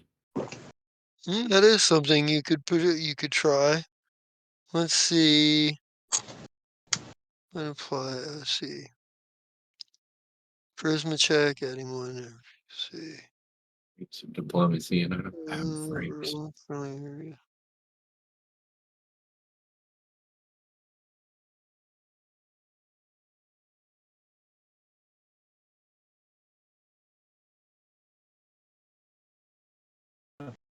Most I can do is the S615 plus an influential community member. The highest I can get is 22. Give it a shot. So, you're going to do schmooze first and then try to find a buyer? Is that what I'm getting here? Yeah. He's schmoozing Yeah, the I'm day. gonna schmooze the local population, get to know them, just All right, so make me your charisma check there. We'll see what that comes up with. No, volunteer not luck. 20. Volunteer luck. Here we go. No, I get a That 7. was Palmetier luck. Or 7. You get to know the movers and shakers personally the first time. The next week, you would fail a diplomacy check on the settlement. You can re-roll it. So Nice. that at least gives you a second roll when you try to find a buyer, at least this time. So Nice. You did good. Palmetier Yeah. luck. so It did you want to work. make that. So now you get that. You get to roll, and you get a +2. Roll your diplomacy check with a +2 for the help, and if you fail, you get to try re-rolling it. That was a +4. Yeah, that was a +4. Soul Demon with Death Arms helping and Dr. Dr. Oglehop. Oglehop. That was the But the +2, +1, and then a it's a +2 insight from it. No, it's a Oh, +2. It's a +1 per. It's a +1 per person helping. So that's Dr. Oglehop and Death Arms. That's +2, and he's got the +2 from his charisma bonus. So right, that but Okay, I got it. June plus +2 for -2 to this check. he rolled a Okay. 7, not a 3. Not a 3 to 5. Okay, that was where I was confused. So he doesn't get the He doesn't get bonus. everything. Yeah, he just gets what he rolled No, for. my bad. So I got 22 on diplomacy to find somebody that's going to buy these books, I guess. 22 ain't bad. 22 is, let's see. Let me go plus. Let me roll something here real quick too. Okay. God damn it, I lost the fucking page I was looking at. 32. I don't know. I've just spouting Um, off numbers. No judgment. let's see. I want to see if there's any.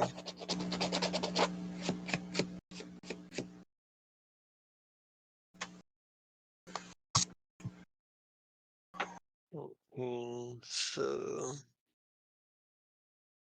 I'm absolutely fascinated. Mm,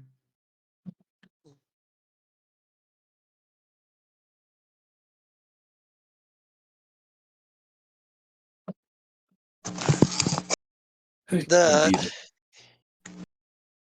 I don't know. I'm just Yeah, trying. I also want to look at different.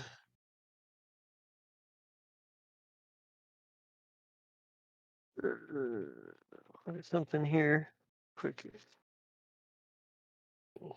Mhm. To, Okay. uh,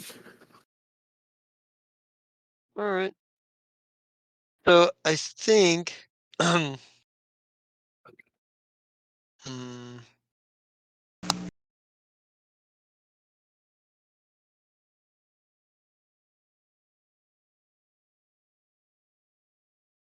think. I think. okay, so I need to look at how much this is going to get you guys. Everything. 24 times. And you had 4 lots. So. Four? Oh, You have it written down. Yeah, 4 lots of cargo. That's right. hmm, You were the only one because it was going to be 3 lots of cargo because you 15. couldn't remember. Well, no, initially he So, tried to tell me it was 6. And I was like, no, it's 4. so you have. You rolled really well. However, there was a complication.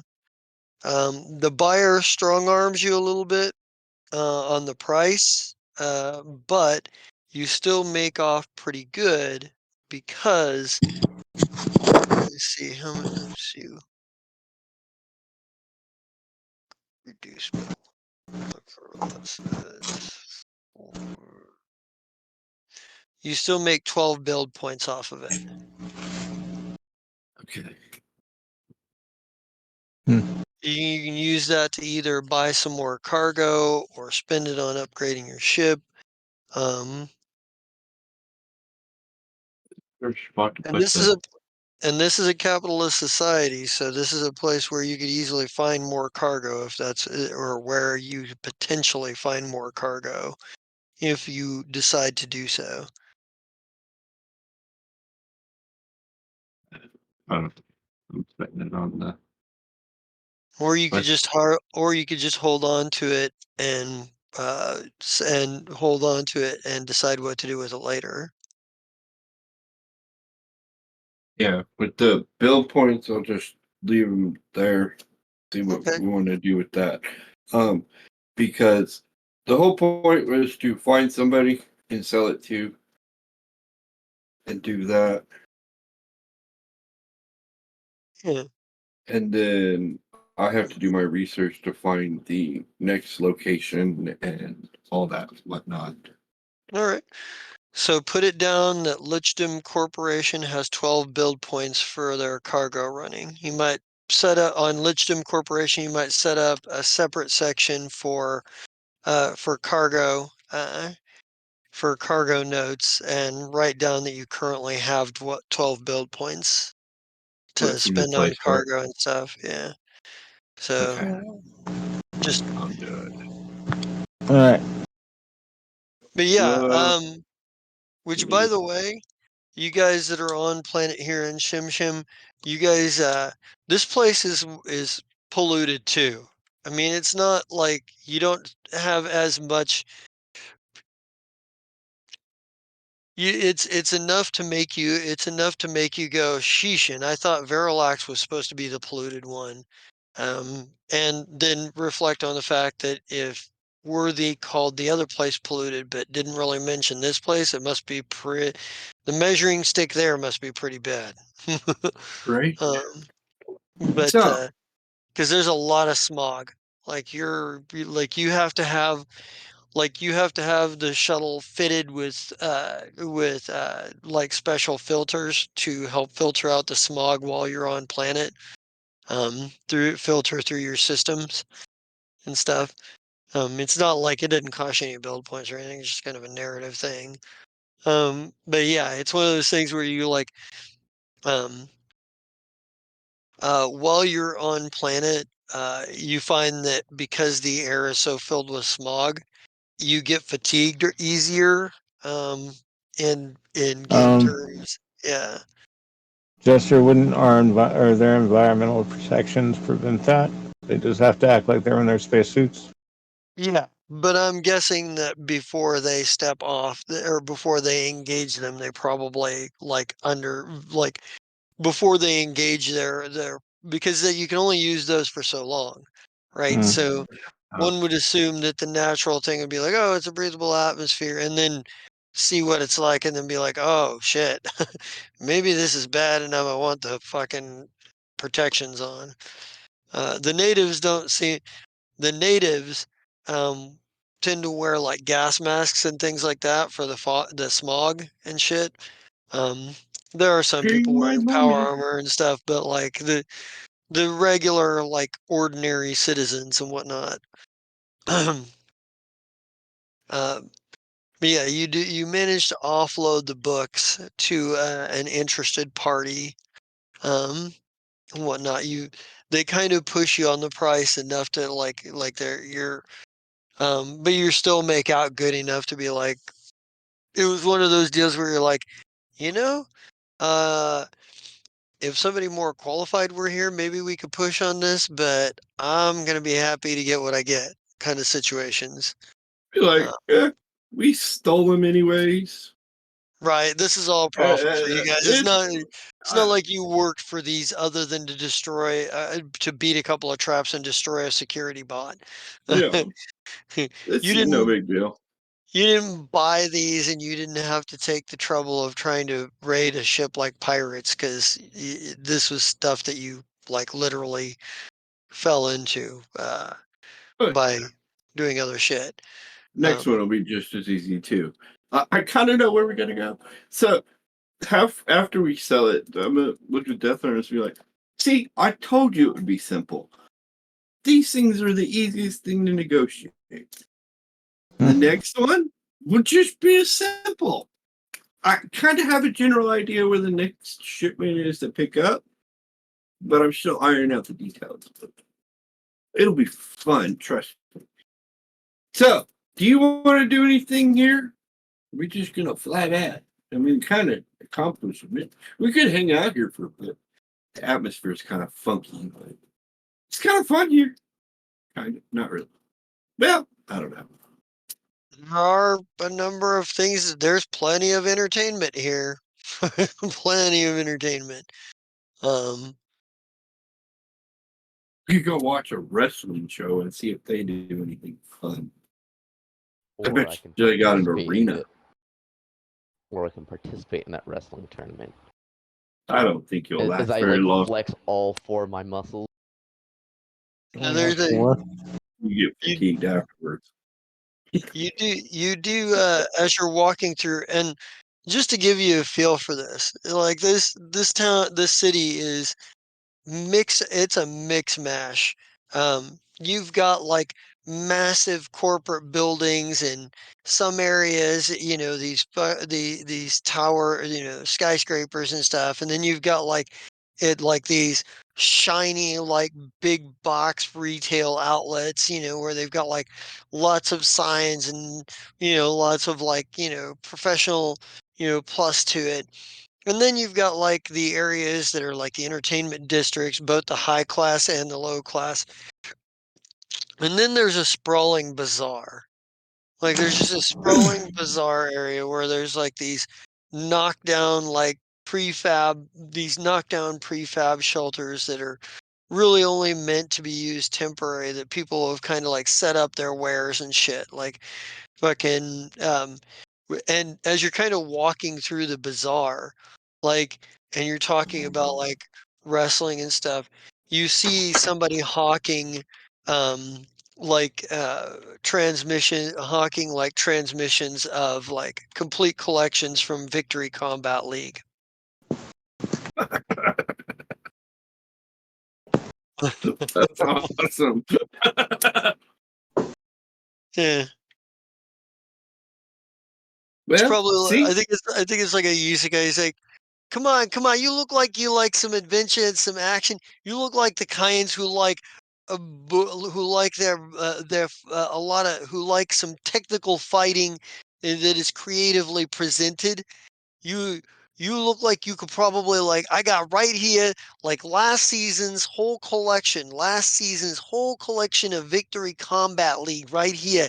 Like I even got like the special dance the special ones, like the extra ones where you got to pay more for, the big shows, the championship crown events and stuff. Like he goes, it's like he goes, you ought to see, he says, you ain't seen nothing like until you seen last month's big championship event.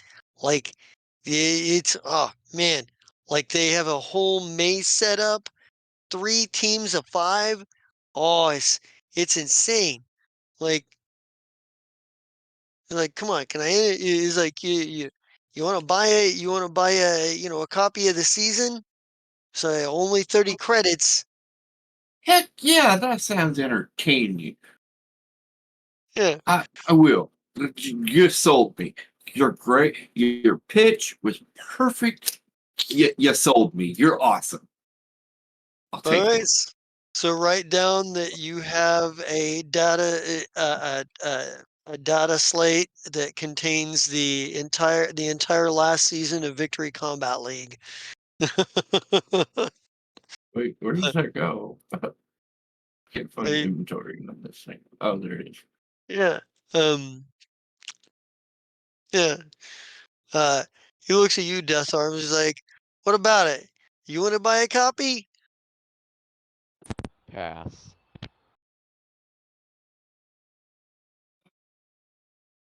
I'll let you watch mine so you can get enticed by it. Trust me, this league is awesome. They've got some great uh, competitors, and when they go, it is awesome. He's You get, like,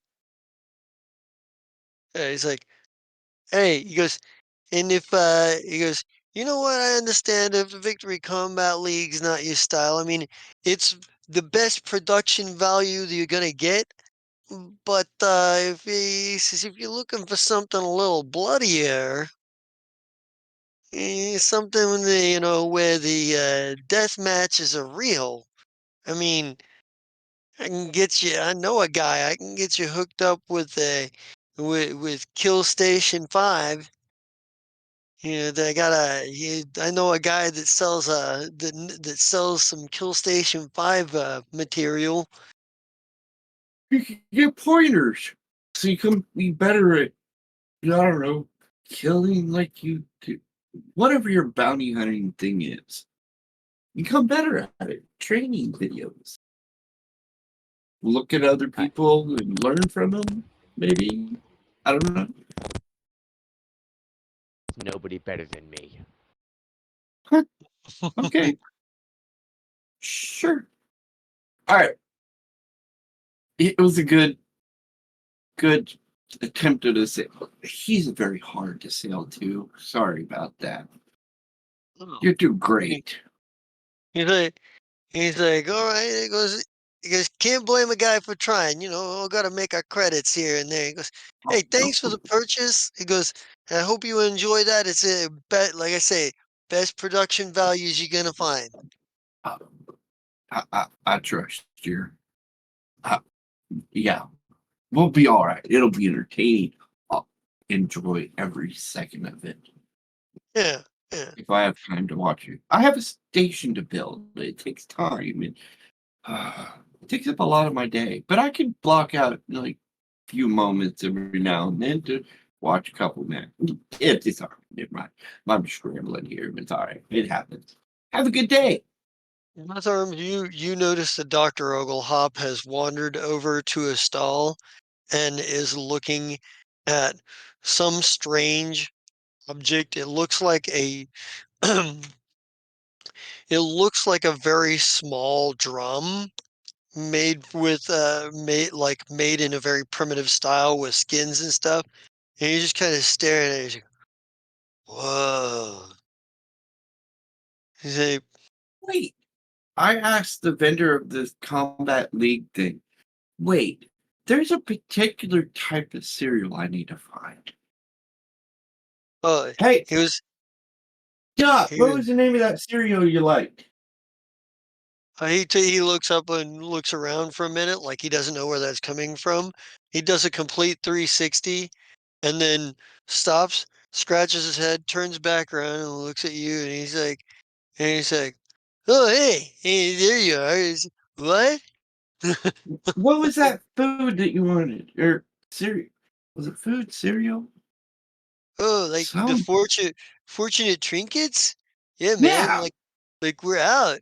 Like I kept the guy from the paper leaf tea trading company says he can get me some as soon as like the shops are set up and like his infrastructure is set up or whatever. The Jim Okay. Fish guy said something similar, but like I I kind of lost track because I was looking at the pen that he was wearing. It was a cool pen.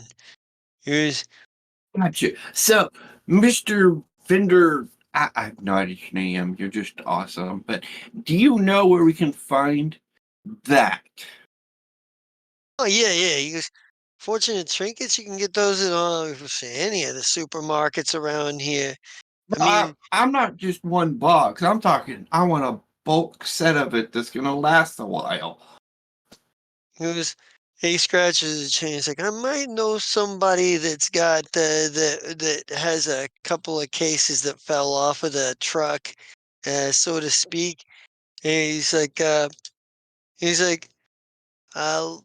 He's like, if you give me your number, I'll give you a call. If you give me a couple hours, you're gonna be on planet for a while, right? For the doc? Hell yeah, we will. I just slide him my number, or digit, or however it works. Yeah, your comms number. Yeah. Yeah, my comms number. I'm like, yeah, we'll wander around. Hopefully, this atmosphere doesn't kill me in 2 hours. We'll be all right. He's like, he's like, he goes, yeah, you gotta. He goes, make sure you're taking a break every couple of hours. It's a little heavy and thick today. And he goes, and he's like, I'll make a few calls, see what I can find out. Yeah, So he's kind of like that's the like he does that, and I think to jump back to Philip here for a couple minutes, Philip. This is about the time where Isig and the other elders sort of call things together, and like it's like uh, it's like it's time to call this.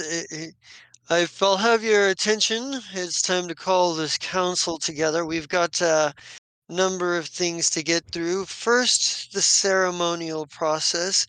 we got a few members here that are just joining the council as we replenish our numbers from the depletion of the last several months worth of turmoil. I hope we will all remember the phrase, old beefs turn to new blood, and really understand what that means. Because without new blood, we are nothing. We are withered and we are dying. But indulging in old feuds, well, that causes fresh blood to be spilled. And he's like, so perhaps we can refrain from killing each other long enough to get some business to expand the organization. Says, and he's like, first of all, those of you who are new, those of you who are being inducted, will be required to drink the. Oh, God damn it! I forgot to write that down. Unobtainium? No, not unobtainium.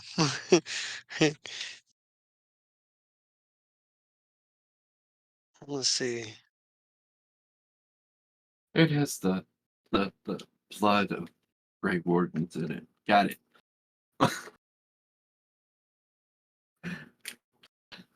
Sorry, when you described it, it made me think of Dragon Age Origins.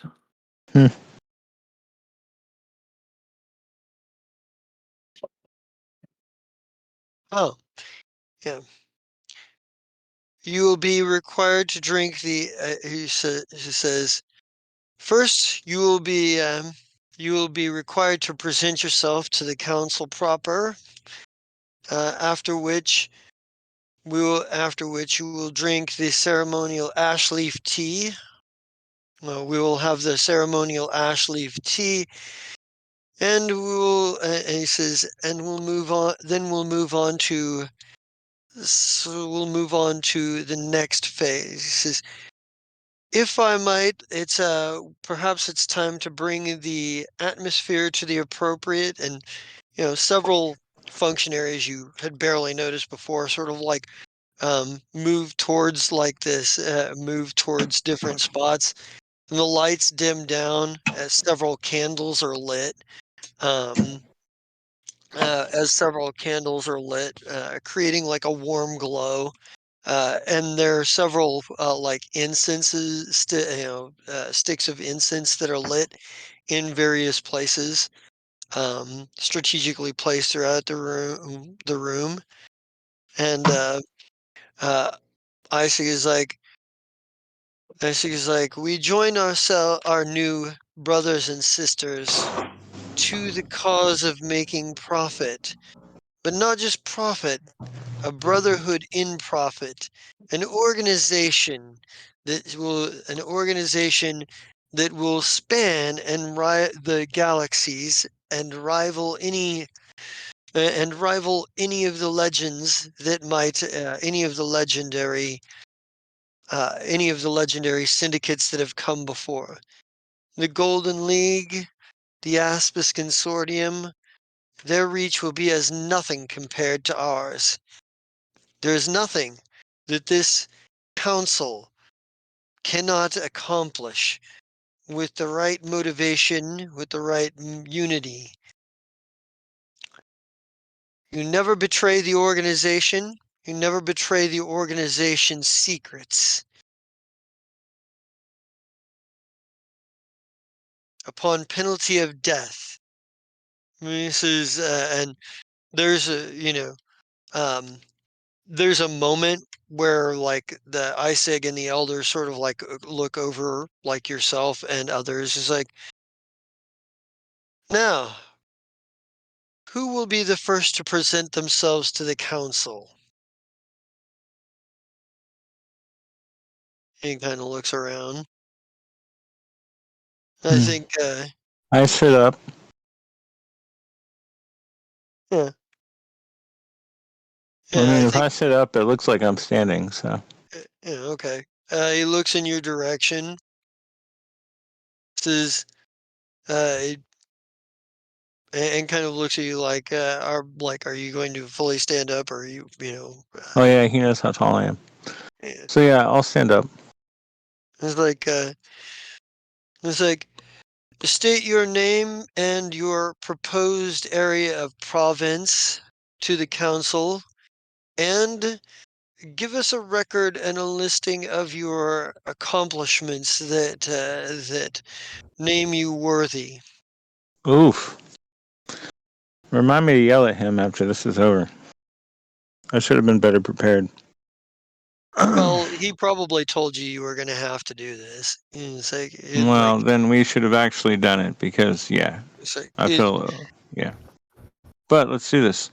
So, I'm Philip Defoe. I come from the dredge system, and I run the free will station. My Mhm. areas of expertise are mischief, diplomacy, and a little bit of everything else. And one of the other elders, another tiefling, is Mm, this time sort of a tiefling woman. She looks to be a little older than Isig and his siblings. And she's like, and your accomplishments?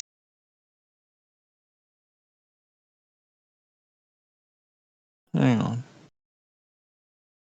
I have too many things open. There I am.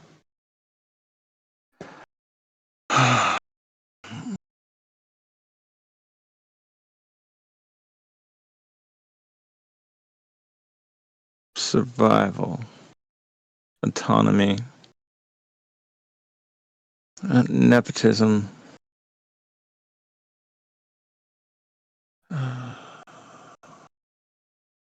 ingenuity.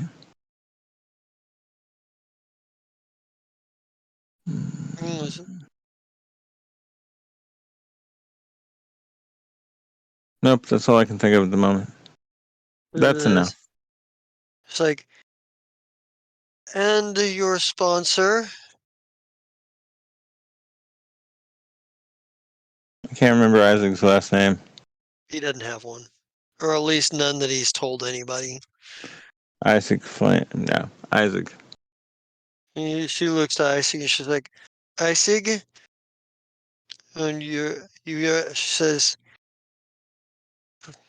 your recommendation, it says, could you explain to the council why you recommended this candidate? And he kind of steps forward and he says, I recommend Miss Depfo because she was given charge of a pirate station on the edge of nowhere. Her accomplishments include gaining a number of useful friends and allies and connections that the syndicate could really use in such a growing importance, a spot of growing importance. Her and her her and her corporation also managed to crush one of the local syndicates that were a thorn in everyone's side there, a group called the Red Booters. I believe I believe in the doing of so, she managed to destroy one of their bases and appropriate some of their ill-gotten gains, showing a definitive mind towards profit that I believe will be beneficial in a system where, well, we all know war is profitable. And we all know there's a war in the Durelium frontier. The Drage system is very well seated. And the Tiefling woman nods. She says, and she goes, and nods, and she's like, she says, and you swear and you swear to uphold the profitability of the Grimbuckle Syndicate, to not betray our to not betray our principles to govern in accordance with the interests of the syndicate, to take responsibility for the misdeeds of any syndicate personnel within your territory. I think I agree with all of that. So yes. She's like, she's like, she says, there and like a functionary kind of walks over and with a cup and hands you a cup, and there is in front of them, in front of the elders, there is a table with a rather large, ornate teapot sitting on it. Um, it's made with it's made with like from brass with what looks like with what looks like amber, topaz, and rubies inset into it in flame patterns. Um, and they motion for you to come and there's a functionary standing by the teapot, um, and they motion for you to step forward. I do so. And the functionary motions for you to set your cup down. I set it down. And he pours you a cup of tea, uh, and sets it back down, um, and stands there waiting. And the older tiefling woman says, "You may drink." I pick up the cup carefully, inhale deeply, and smell hints of what?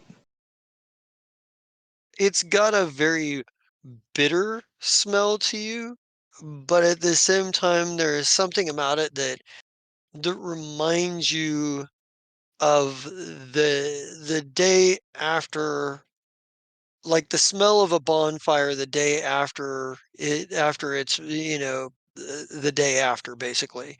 Hmm. There's elements of it that there's a bit of a smoky sort of like uh you know mix in there. Um, so it somehow has a bit of bitterness and smokiness to it. I drink. She's It has a strange cinnamon aftertaste that's just barely noticeable. But as soon as you have drank, they they they motion for you to move to the side. There's a functionary there um, that is waiting, with his hand with a towel in hand, and he's got like a veil. And the one thing that you've noticed is that even Isig, all of them, including Isig, are wearing like an ornate like orange and gray veil. Um, that and you see one of them in this functionary's hand, and as you step over there, he motions for your teacup, which he will wipe off very cleanly, and then hand back to you. And he hands you a veil folded, um, as well as um, as well as a dagger. As a matter of fact, I gotta look this up where I had it again. And you can, and it's got a symbol. It's got like a symbol on it, and the symbol is the symbol is is basically a skull with onyx inset into the eye sockets, and the teeth seem to be made of some sort of smoky quartz. And this is sort of inlaid into the pommel. Uh, and the older tiefling says, "These will be badges of your office. Suffer no one steal them, borrow them, or have them in their possession at any time. These are to remain yours as a symbol of it and on your person." Um, the dagger or the knife you can write down as a frostbite class 0 knife, Hmm. and it has a couple of fusions on it. It's got Okay. the called, the secured, and the ominous fusions on it. Interesting. Okay, you said called, secured, Ominous and and secured. ominous. Okay, So gotcha. if somebody tries to use this weapon, they can still stab people with it, but it will never have the ominous or called feature for anybody but you. Mm. And it won't do any critical hit effects it won't do the critical hit effect for anybody either. Like they can still do the raw damage with it, but they can never score a crit effect with it, and they can never score use the ominous or called fusion. Or I guess they That's can nice. still score, but it's a frostbite class 0 knife. Um, Okay, and like thank you. there's more to, like, they call up the other, the other few members that are being inducted in, and what have you. Um, there is there is still more to the ritual. There is a part of the ritual where um, there is there is a part of the ritual where you have to like walk across hot coals. Um, it's um, it's not enough to do like a lot of damage. Basically, you go across and it does 8 points of damage to your stamina. Mm. Like,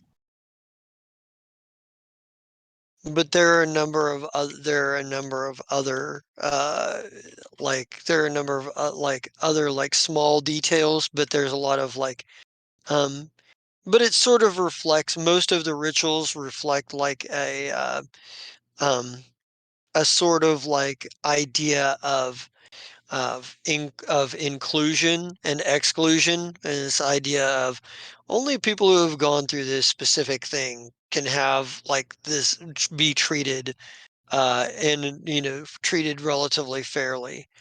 Um, but at the end of it, you're kind of like on, and it takes a couple of days, and maybe you're sort of like at the end of day 2, and you know, you're at the end of day 3, and things are starting to wind down. Like you've you've been inundated with syndicate bylaws and like operational details and stuff that you'll need. Things like the proper protocol on how to deal with a rogue agents, and how to um, sort of deal with official business and whatnot. Like there's like sort of the overriding things here are profitability and secrecy. There's quite a bit about maintaining image as well, because the last thing they want is anybody to see the syndicate that was weak enough for them to move in on them. So, you're given that your responsibility is to not just to make profit for the syndicate, but to expand their influence and to be a bit of show of force when necessary, i.e., like don't let the people start disrespecting the syndicate in the Durelium frontier. Make sure that people have the proper respect. And there's a lot about respect. And there's rules with how to deal with it. Like if somebody betrays the organization, depending on their level of influence and how that's done and dealt with. But it kind of at the end of it, like there's like Isig's got, um, like maybe you're back at you realize where you're at like, where that Isig has pretty much like, Isig takes you to a place called the Bulk Face Bar, which he explains is one of his favorite, places to run his business from. And while you're there, um, like you notice after hours, like after everybody else is going home, like he's there, his staff there, and there's a rather rowdy looking group of individuals that are still there. And he takes Isaac comes down from his office, he's like, he goes, now that we're closed and the business that the deal I was working on is closed, it's time for me to make a couple of important introductions here. And he's like, says, this is Captain Vard. He's a descendant of Captain Stillard. He's a tiefling, um, who seems to be dressed in a rather flamboyant manner. He says, this Captain Vard here is a gambler, a con man, and a relatively useful individual. And this is his crew. He goes, the crew of the Bent Cage. They have a space station that they're going to be running as well, for the syndicate. It's going to be in your territory, but there's some special considerations. Vard here is one of my favorite agents, and Vard kind of tips his hat. He's like, "I'm pleased to meet you." He goes, Vard, this is Ms. Philip Depfo. She's going to be the boss of the Durellium Frontier and the Drage system. Technically speaking, if you cause any problems, she's going to be the one that you're going to answer to. Miss Depfo, I would ask that you leave Captain Vard and the Terror Station a good deal of autonomy to run their own operations. But you are still in charge of the sector.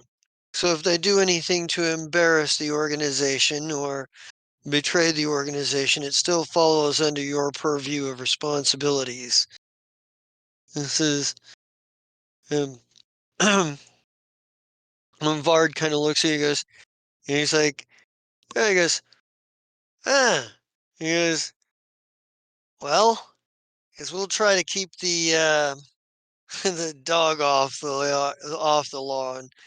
And the knoll that's standing behind him growls and he kind of chuckles. He goes, and he's like, yeah, yeah, Kai hack. He's like, he goes, you know damn good and well that he goes, you know damn good and well you can't. The last time we tried to fight, all you did was stumble all over yourself. And he kind of chuckles at that, and he's like, and he looks over. There's a borai. Like looking around, you notice, of course, there is the knoll, rather large, rather intimidating looking, and there is a Kasathan woman, um, a Kasathan woman sitting, looking disinterestedly, like stirring her drink. There's a Yisekai who's kind of sitting in the corner, but he's actually a Borai, and he's got a really hungry look in his eyes. And he's playing cards with a goblin that has a gremlin sitting on his shoulder. Um, and there's an android that is standing there looking very serious and stoic. Stoically. Uh, he's like, The crew of the Bent Cage here, well, the Bent Cage was a prison ship. They were the ones who took it over and have made quite a reputation working for various criminal elements. They've done a few jobs for me. You will have to negotiate your own deals with them if you choose to hire them for various things. They're in the family, but not in the family, if you understand. Ah, I see. That makes sense.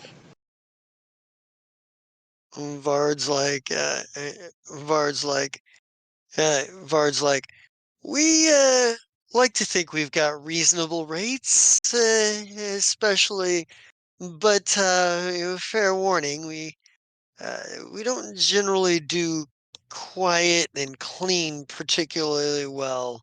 I mean, some of us do, but he kind of gestures at his crowd, at his like he looks over at like the Kasathan woman when he said some of us do, but when he says but he when he goes and he trails off, he kind of like looks at the rest of his crew.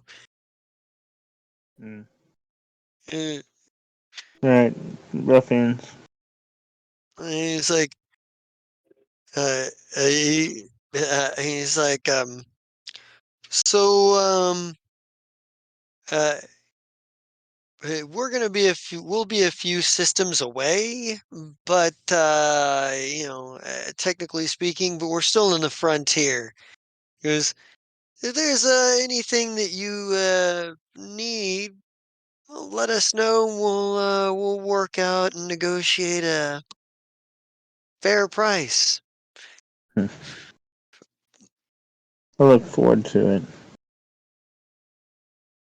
And he's like, um, he's like, oh, and Isaac is like, you may want to have a words with your friend Mr. Arms. I'm afraid all of these men are rather are worth a solid amount of bounty money.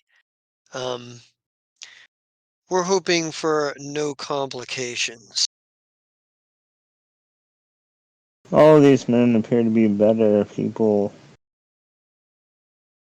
as far as skills. So I don't think any of them should have any trouble, but I will mention it to him. But he is hard-headed.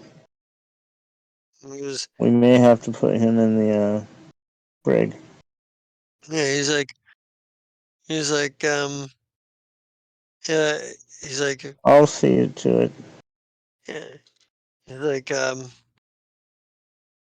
they'll be, he says, uh, Vard says, I promise that I will mostly try to check in when we're gonna do anything.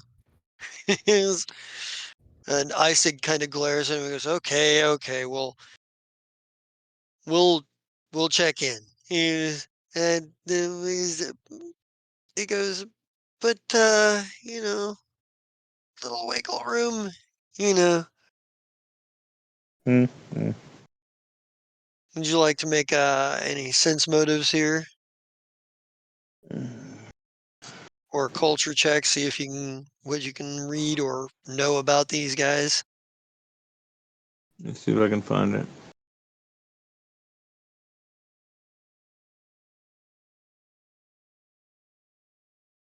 I can't sense anything. Yeah, they all.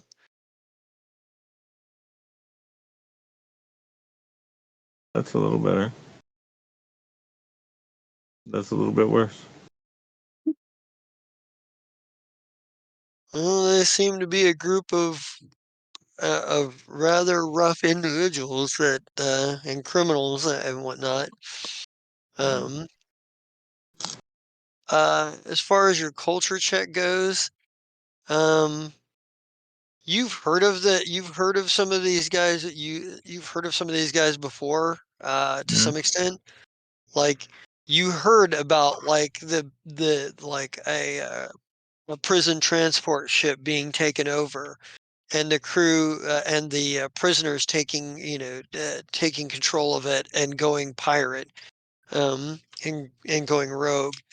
Um, As far as they're concerned, the individuals are concerned, um,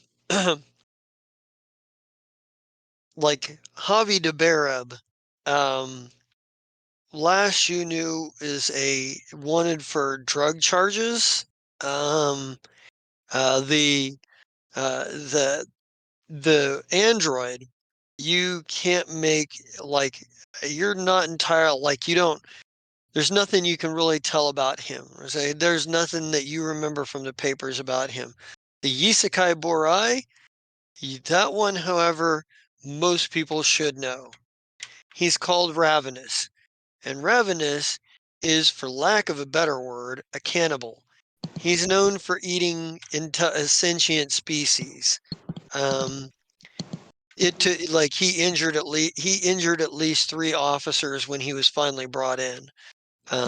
The fact that he's out and on the loose um, is, well, it should be disturbing for most people.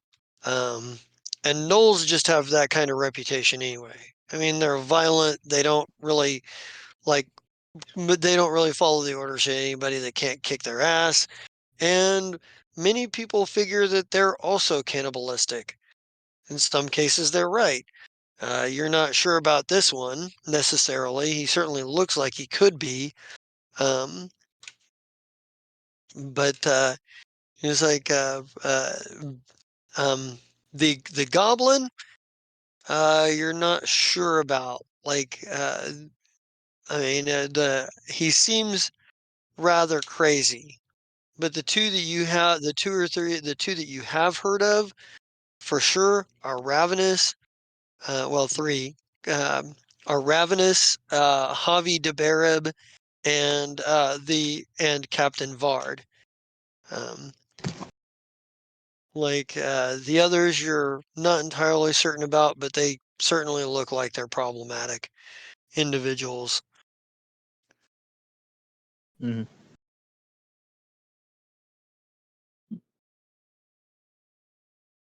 Like for a fact that Ravenous himself is looking at death penalty level charges for crimes he's committed. Uh, Yes, unfortunately, we've got it in with an even worse crowd.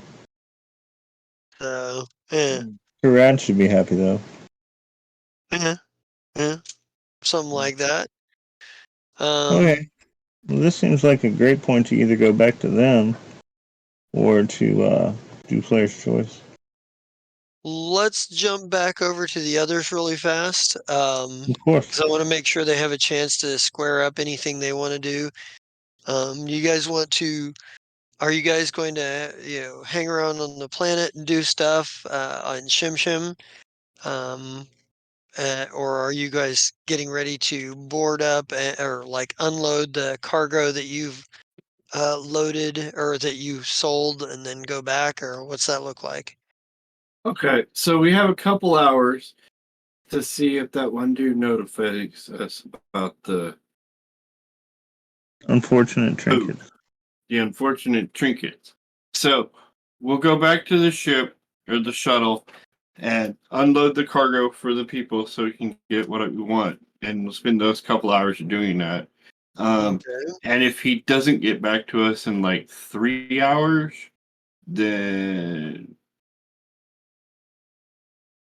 Yeah, I we'll think you walk get. back to his little vendor location and be like, "Any progress, dude?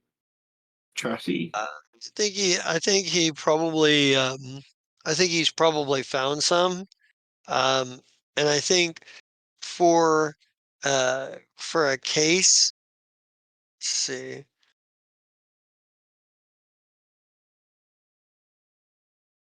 Let's see if they're. Uh, we'll figure them at about maybe 5 credits a box. Let's see how many would be in a case. 24, sir. Well, that's the round number. Um, Yeah, but this one fell off the thing, so there could be and give or they're take some of them. right, exactly. And And having stocked cereal in real life, I know they don't generally come 24 to a case with cereal. Um, 1, 2, 3, it's probably 4, 5, 6, 7. There's about 8 or so in a box, if I remember right. yeah.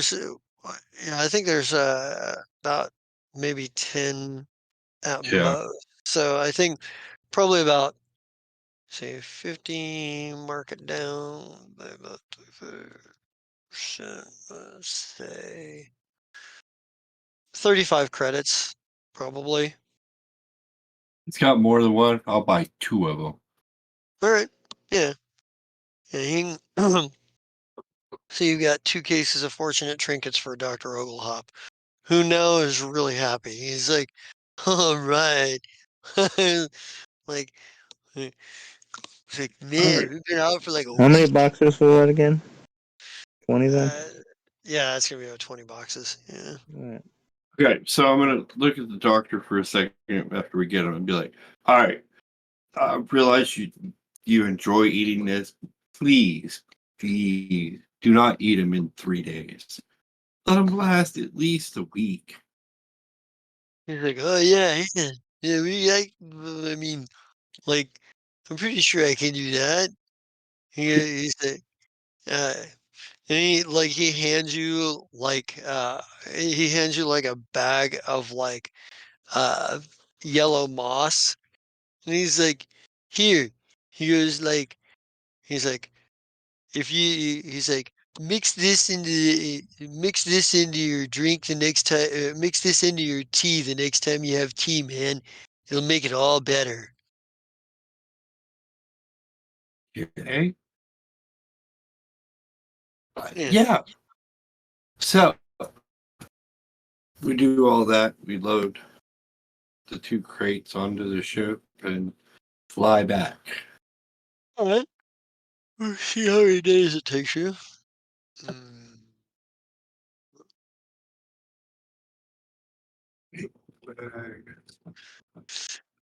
14 days. Good Lord. So you're basically gone for 10, for 28 days. Oh, yeah, Um, because then it was okay, 28. all right. Um, yeah. And I think, yeah, this is, and maybe we get like the last thing we get is the like you strapping in, like all of you strapping into the shuttle and getting your shit together to and jumping back into drift. I think that's our last shot. So everybody start sending me your players' choices and let's start sign-offs. Oof. I'm going to go first. I'm David the Gnome. I stopped feeling well a little bit ago, which is why I was kind of quiet. I apologize for that. And tonight you got to see me play Philip Defoe. She's 8 foot tall, and she's in a new club that's full of super bad people. It should be interesting.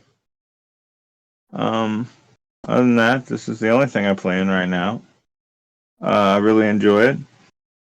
And now on to Soul Demon. Yes, hello. I am Soul Demon. I played Death Arms. Didn't really do much but help sell books. I am in Tuesday's Land of Ibaria, and I am in Sunday night's Restoration of Gallifrey. And that would be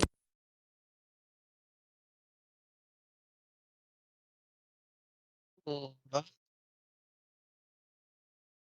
And that leaves Scott. Oh, right. I exist. So I who is my name? I played the fun little person. Kid. I sold the books. Now I can move on to the next step of my plan. We're moving along. This is awesome. I'm having fun. What else am I in? Okay. So Saturday, I'm in Land I borrow you? He's everybody's favorite little cat. Everybody just loves the cat. And he's awesome. And then on Sunday, I'm the game master in the Doctor Who series, and that was fun. We did some. Oh, we fought alongside Centaurans because Centaurans are cool. But it was a fixed point. It was kind of awesome. So you can watch that and see how that played out. And then next time. All right, that's me.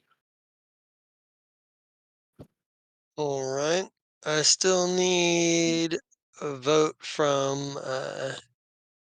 you, Chris.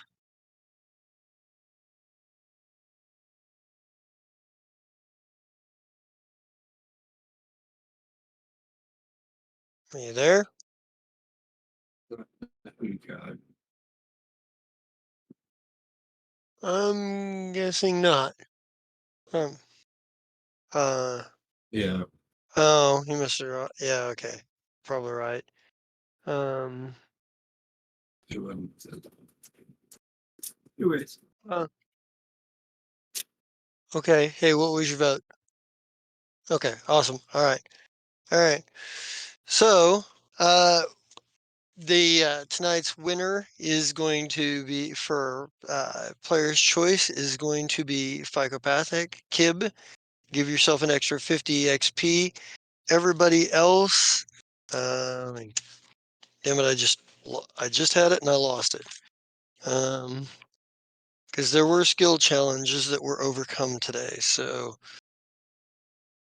do want to give you at least some XP for that. Da-da-da-da. I was on the right page, then I went to the wrong page. Okay. CR5 with 3. Everybody gets. That's. I need my glasses. I'm old, people. I'm old. Hold on. Okay. So 535 XP for everybody. And then Scott, you get the extra 50. All right. I am the Just a King Zerat. You can catch me here on Monday nights for Freewheel Station. Now, we hope Chris gets feeling better. But with that said, let's bring out the dragon and get out of here. Bring out the Bring out the dragon! dragon.